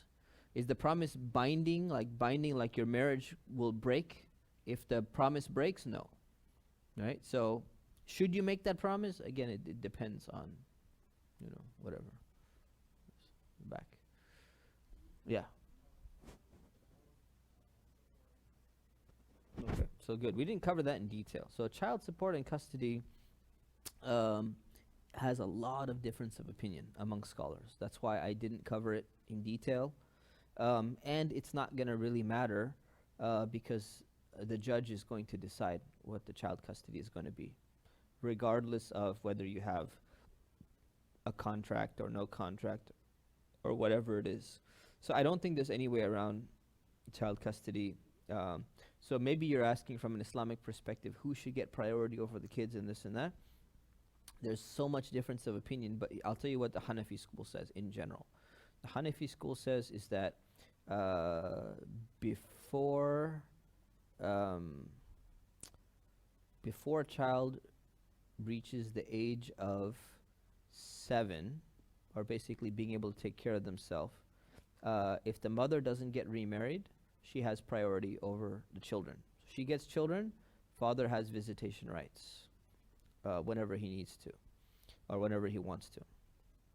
After the age of 7, for a boy, a father will get custody of the boy until he reaches the age of puberty, and the father will get custody of a girl when she reaches the age of menstruation, which is generally age of 9, until she gets married. Okay, so that's the general rule that have come with, from scholars, but it's not backed by clear-cut hadith or verses of the Quran or something like that. That's ijtihad. So there is some leeway or flexibility in kind of reinterpreting that. So it would be a good exercise to do, to figure out what would be a good ideal model, but it's not being done because no one cares to do it because it's not going to apply anyways. So it's just like it's a hypothetical exercise at the moment. So child support is this.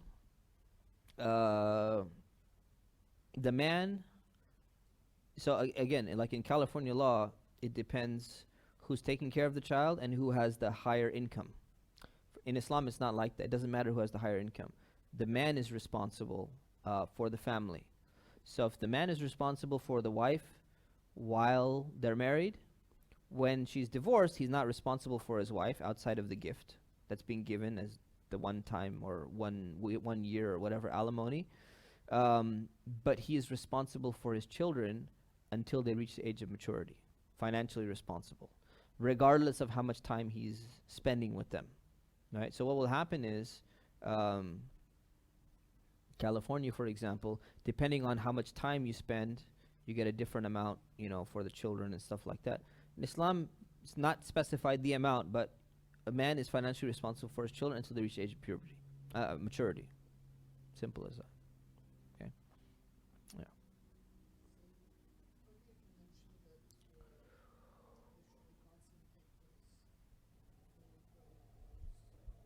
Yeah. That's a good question. So, is the verse about bringing the 2 mediators together and doing the counseling and all that, is that mandatory? No, the answer is not. It's not mandatory. It's recommended, highly recommended, but it is not mandatory. Yes.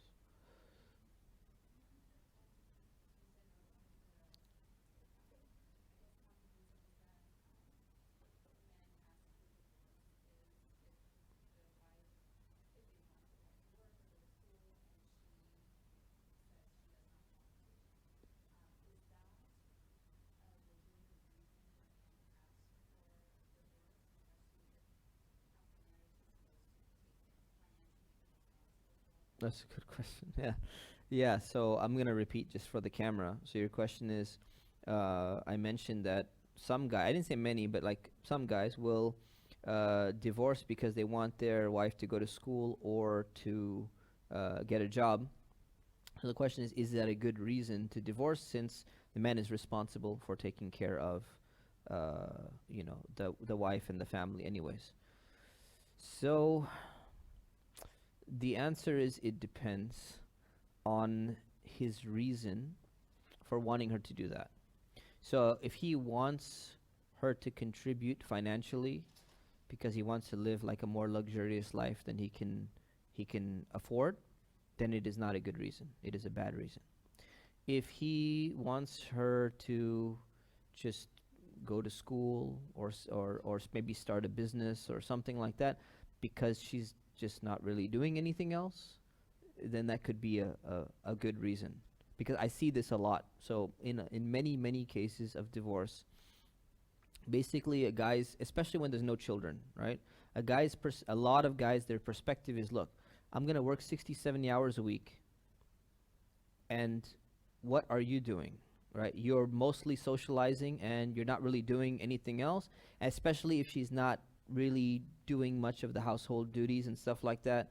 They go out and they eat in restaurants. This common cases, I'm telling you. Mostly they eat in restaurants, right? There's not much food, or they're living with the parents, and his mom is still cooking for the whole family, and they're all eating together and stuff like that. So then the question is, the guy's like, but what are you doing with your life? Like, you sit at home, I'm working, right? You're really not doing anything.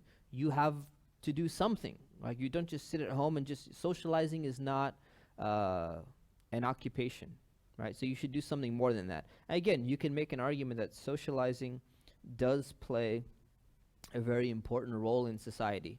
If you're strategically socializing and, really helping the community have a strong family fabric or something like that, an argument can be made that that is like a very important role and function in society. But let's say that's not being done to that extent as well, then yeah, I think it could be a good argument. So again, if it's for luxury, for getting more money so that she's contributing financially, they can raise up their level. No, it's not a good argument, because he's responsible, and he's responsible for whatever he can make, and that's the lifestyle Allah has given him. But if it's the flip side, then it has some validity to it.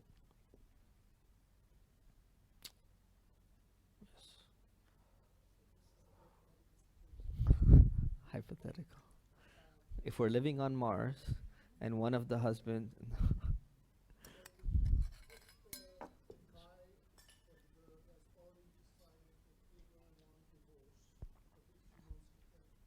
Yes. Jazakumullah khair. Mhm.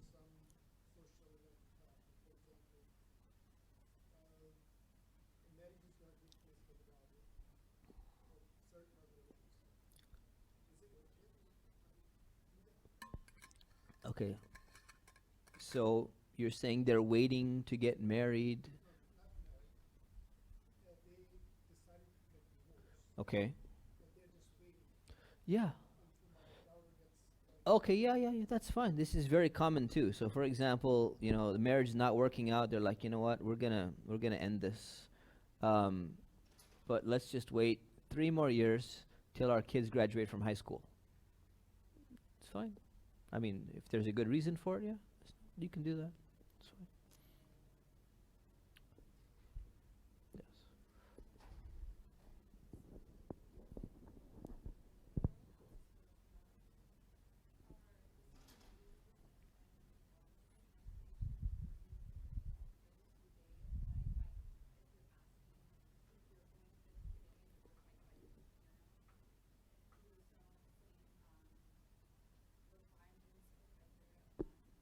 Meaning fasakh, or the nullification of the marriage, or meaning forced khula in the tribunal. Oh, an annulment. Yes, annulment. The same iddah period applies. Yes, yeah. Which is different than like California annulment of marriage, right? So there's two types of annulment. Annulment normally would happen when the marriage is considered to be invalid, right? Even in Islamic law. So generally, if two people get married, there's force or something like that, and then they go and complain to a judge. Judge will annul the marriage. There wouldn't be a waiting period because usually it's going to be before consummation, right? But otherwise, yes, if there's a fasq that takes place, there will be a the waiting period. Yes.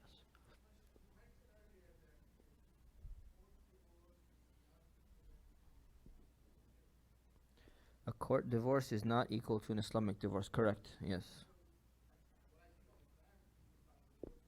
Yeah. Yes. Right. That's right. They should have pronounced talaq. Yeah. Mm. I mean, technically, no. But again, if you're asking that someone has already done this and it's been 10 years, then yeah, you recognize their marriage.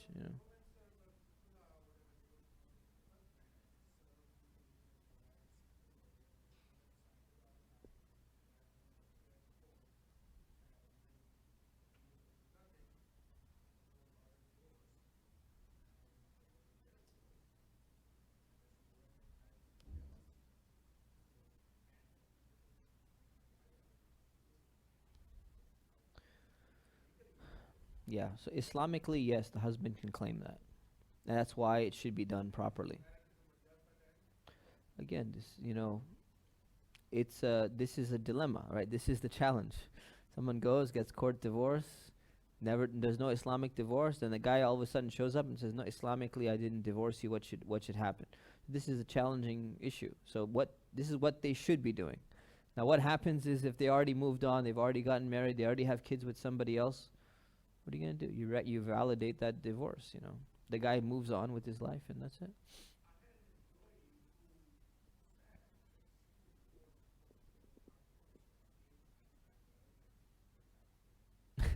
Okay.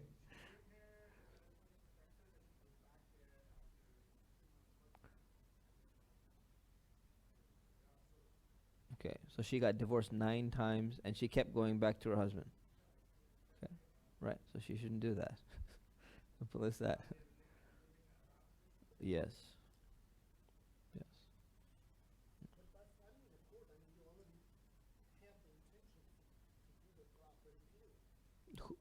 Who's filing? Okay. Yeah. No, so the assumption is that the intention is there. What if he's not? What if he's filing out of just to get out of the contract and then make a no nuptial agreement? What if he's filing for tax reasons? What if he's filing for XX whatever? So many different reasons. So the assumption of intention by filing is, I think, is a weak argument. It's not a valid intent of divorce. No, one intent doesn't matter, but even saying that his intention is that, I don't think that's valid. It may be the case most of the time, but it's not always the case.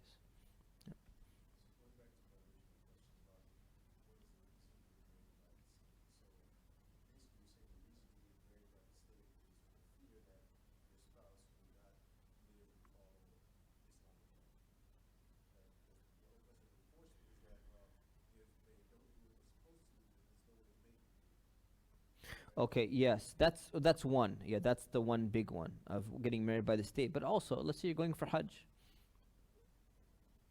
Your wife may not be allowed in Saudi Arabia unless you can prove a marriage document. Yeah, maybe you get. I'm just giving you an example, right? So let's say there's a country they're like, hey, you're not husband and wife. So look, here's a nikah document. We don't accept a nikah document. It could be a problem. You go to a hospital. Say, you know what? My wife is in the hospital, or my husband is in the hospital. I need to see him. I need to make a decision about a surgery that's going to happen. Say, who are you? I'm his wife. Show me the proof. Well, here's my nikah document. It's not valid. According to our records, he's not married. You can't make that decision in the hospital. It's a big ramification, right? So power of attorney in many cases, same thing. You go and file for some retirement account and you want to put her on the account or something like that, you can't. You can't put a spouse as a cook because she's not your spouse legally. So there's, I think I mentioned, like, according to LegalZoom, there's like 1,036 different status adjustments that happen or something like that upon legal marriage, right? And probably maybe a dozen or two are very significant. So what's going to happen is if you someone were to go with the no nuptial agreement, and Ahmed mentions this in his article, if you go with the no nuptial agreement, you have to start adjusting some of those things to get, manually. You have to go in and put informed consent for, hospitalization. If this happens, this person is this. You have to put inheritance. My will is going to be such and such, and this is my spouse. According to my will, I'm going to be giving such and such amount of money upon my death and all that stuff. So you can do a lot of them, but there's some that you'll never be able to do. Legally, you cannot make the adjustments. So you'll be able to make some adjustments, which requires work, and the other ones you'll not be able to make those adjustments.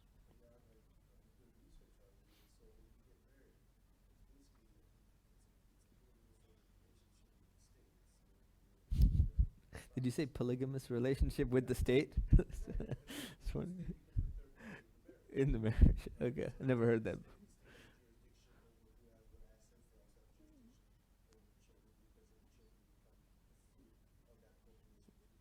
Yep. Yep. Yep. Absolutely.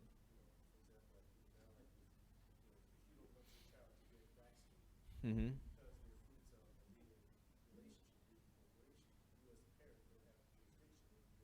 Mm-hmm.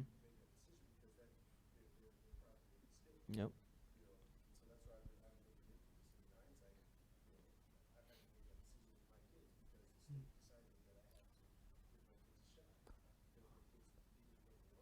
Well, now the new rule just came in California. So basically, if your child wants to undergo gender surgery, switch genders, only one parent needs to consent, not both parents. So, and it's going to get to a point, they're thinking about getting to a point where there is no consent from parents. Parents don't have a right.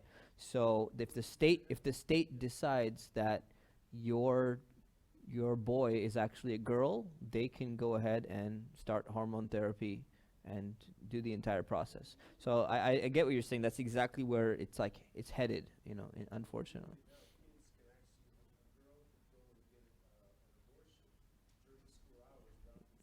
Right, right, right. Abortion consent, yeah. Yeah, yep.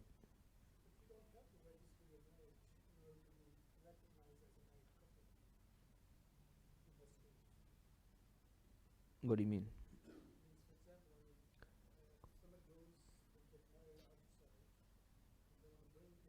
Oh yeah, yeah, yeah. It'll be you don't have to marry in this state, but what's going to happen is if you get married in some other country and you come here, the rules of this country or the rules of this state will apply on your marriage.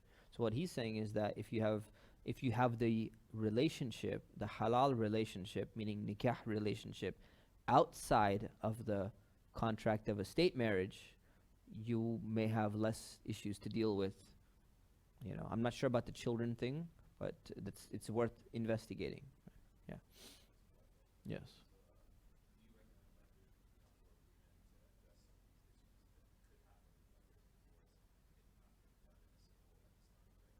Yeah, I believe the prenuptial agreement uh, to prepare for a very ugly divorce should be standard among Muslims. Now, again, what should it look like? I don't know. But I'm hoping that like a team of Muslims come together with a team of lawyers and come up with something and be like, hey, this is in line with the philosophy of Islam as a good safeguard to protect against these ugly divorces. And what happens with the Beit Din of America, when Orthodox Jew is getting married, they have to say, if we decide to divorce, we're going to do it through this Jewish procedure and we will not go through the court. And that's binding. So they can't override that unless it's like some extreme case, that needs to go to court. So I think that should be a standard in the Muslim community.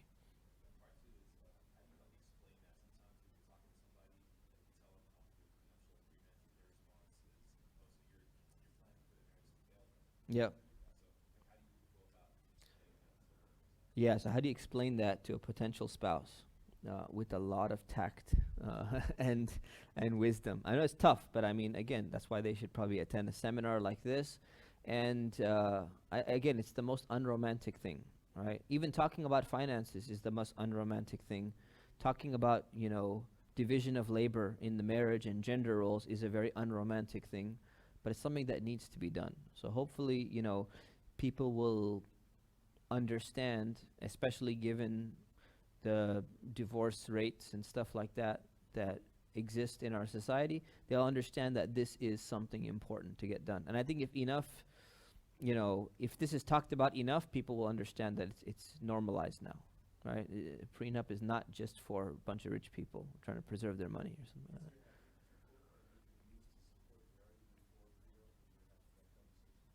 There's no hadith needed. I mean, it's just the Islamic system is not directly in line with the system that's going to take place. So anytime you're able to implement something where Islam has clear guidelines, you should try to implement it.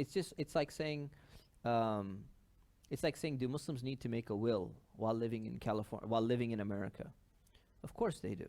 You say, well, is there some hadith you can quote that we should make a will? There is a hadith, but that hadith doesn't even apply. It's misquoted anyways. But the hadith about making a will, why do you need that? Because if you die, a different set of rules are going to go into place that's different than the set of rules that Islam has stipulated for distribution. So same thing.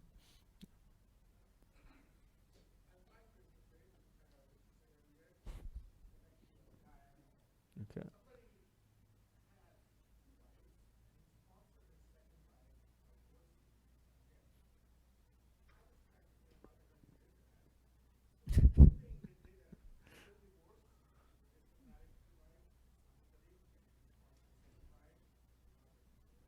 Is that what he did?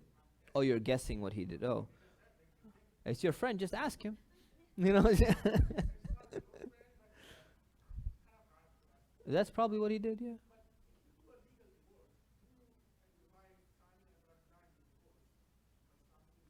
Well, first of all, this idea of signing on the dotted line in divorce, that's not the way divorce happens. So a lot of people have this misconception. I remember one of my friends, he got divorced a long time ago, and he was going on all the fatwa websites back in like 2005 or something like that. Uh, and he's just frustrated because all the fatwas say, well, when the man signs the document, then that means he agreed to the divorce. And he's like, don't these, he got really upset. He said, don't these muftis understand that you don't have to sign anything? You don't sign anything and the divorce is still going to take place, right?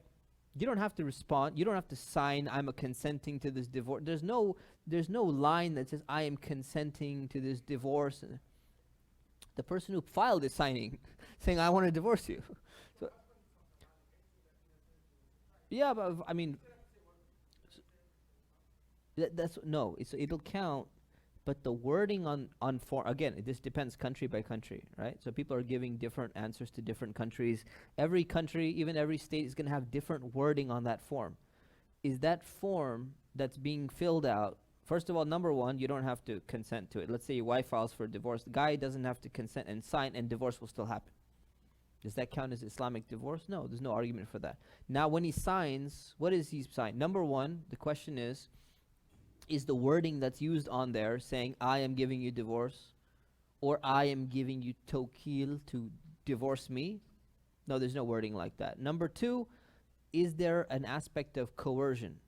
And is divorce through coercion effective? It's a whole nother issue, but coercion is taking place. The guy doesn't have a choice, or the woman doesn't have a choice. So if they're being coerced, how can we make an argument and say, well, you signed of your own free accord? No, you didn't. You basically said, if you don't sign, we're going to put you in jail, or we're going to take you to court, we're going to take away your assets. That's called coercion, right? So the argument about they signed and they agreed, therefore it should be Islamic divorce, I don't think that's a very weak argument when you look and you compare the two systems generally. Not in my opinion. Not in the opinion of most scholars.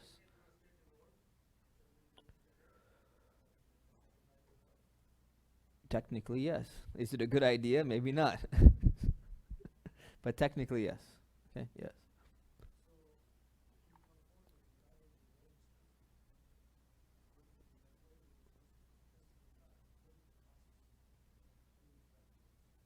I mean, the legal things best you ask a lawyer. You know, I'm not like the guy who should be giving the legal advice.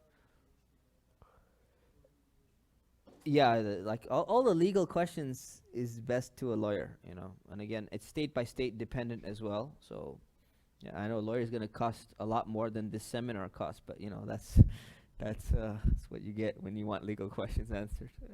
Just check like LegalZoom. It's a pretty good website. And what's another good website for legal information? People can research maybe. I use LegalZoom. I like it. Anything else you recommend? Just hire a lawyer. The lawyer is going to tell you hire a lawyer. Right? No offense to you, but yeah. Okay. Other questions?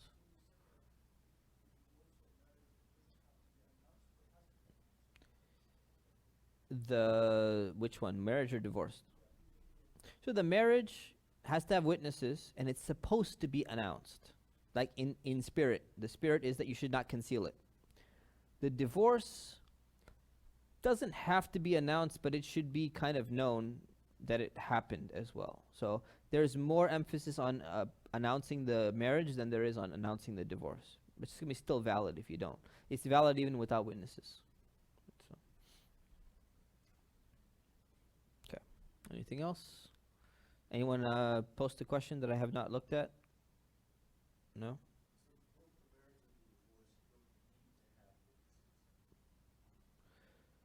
Uh,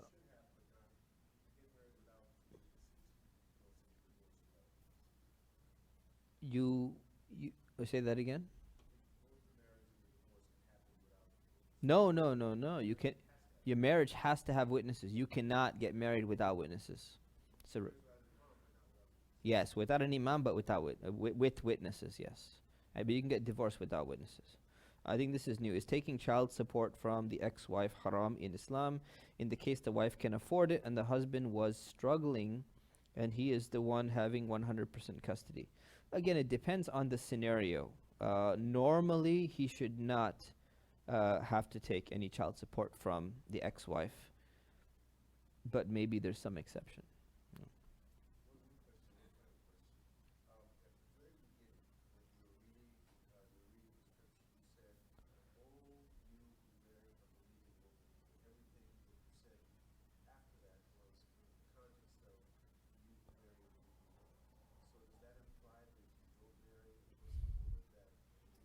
No, the rules still apply because that's the default. That's the normal. Yeah, give me the verse. We can look it up if you want. I'll look it up in the break time, and I'll give you the explanation for it. Inshallah. Ta'ala.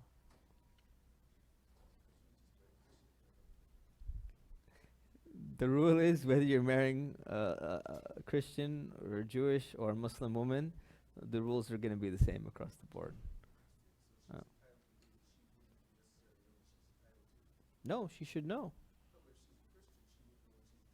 Most Muslim women don't know what they're entitled to, man. So if you're marrying a Christian or Jewish woman, which we said is disliked in a Muslim minority society, right?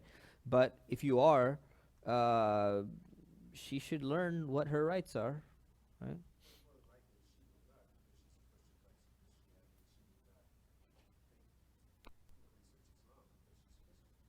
Like such as what?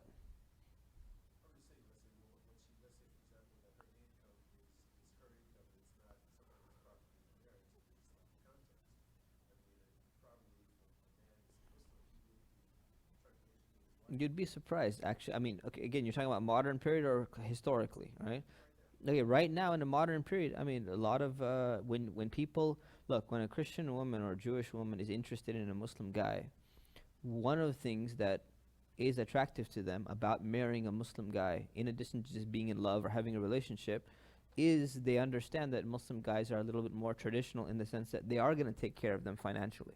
So there is that expectation. You'd be surprised. I talked to Christian women, and they're like, "Yeah, I would consider marrying a Muslim guy because I know he's going to take care of me financially." Whereas these Christian guys, they're all ultra liberal, and they want me to they want to do 50-50.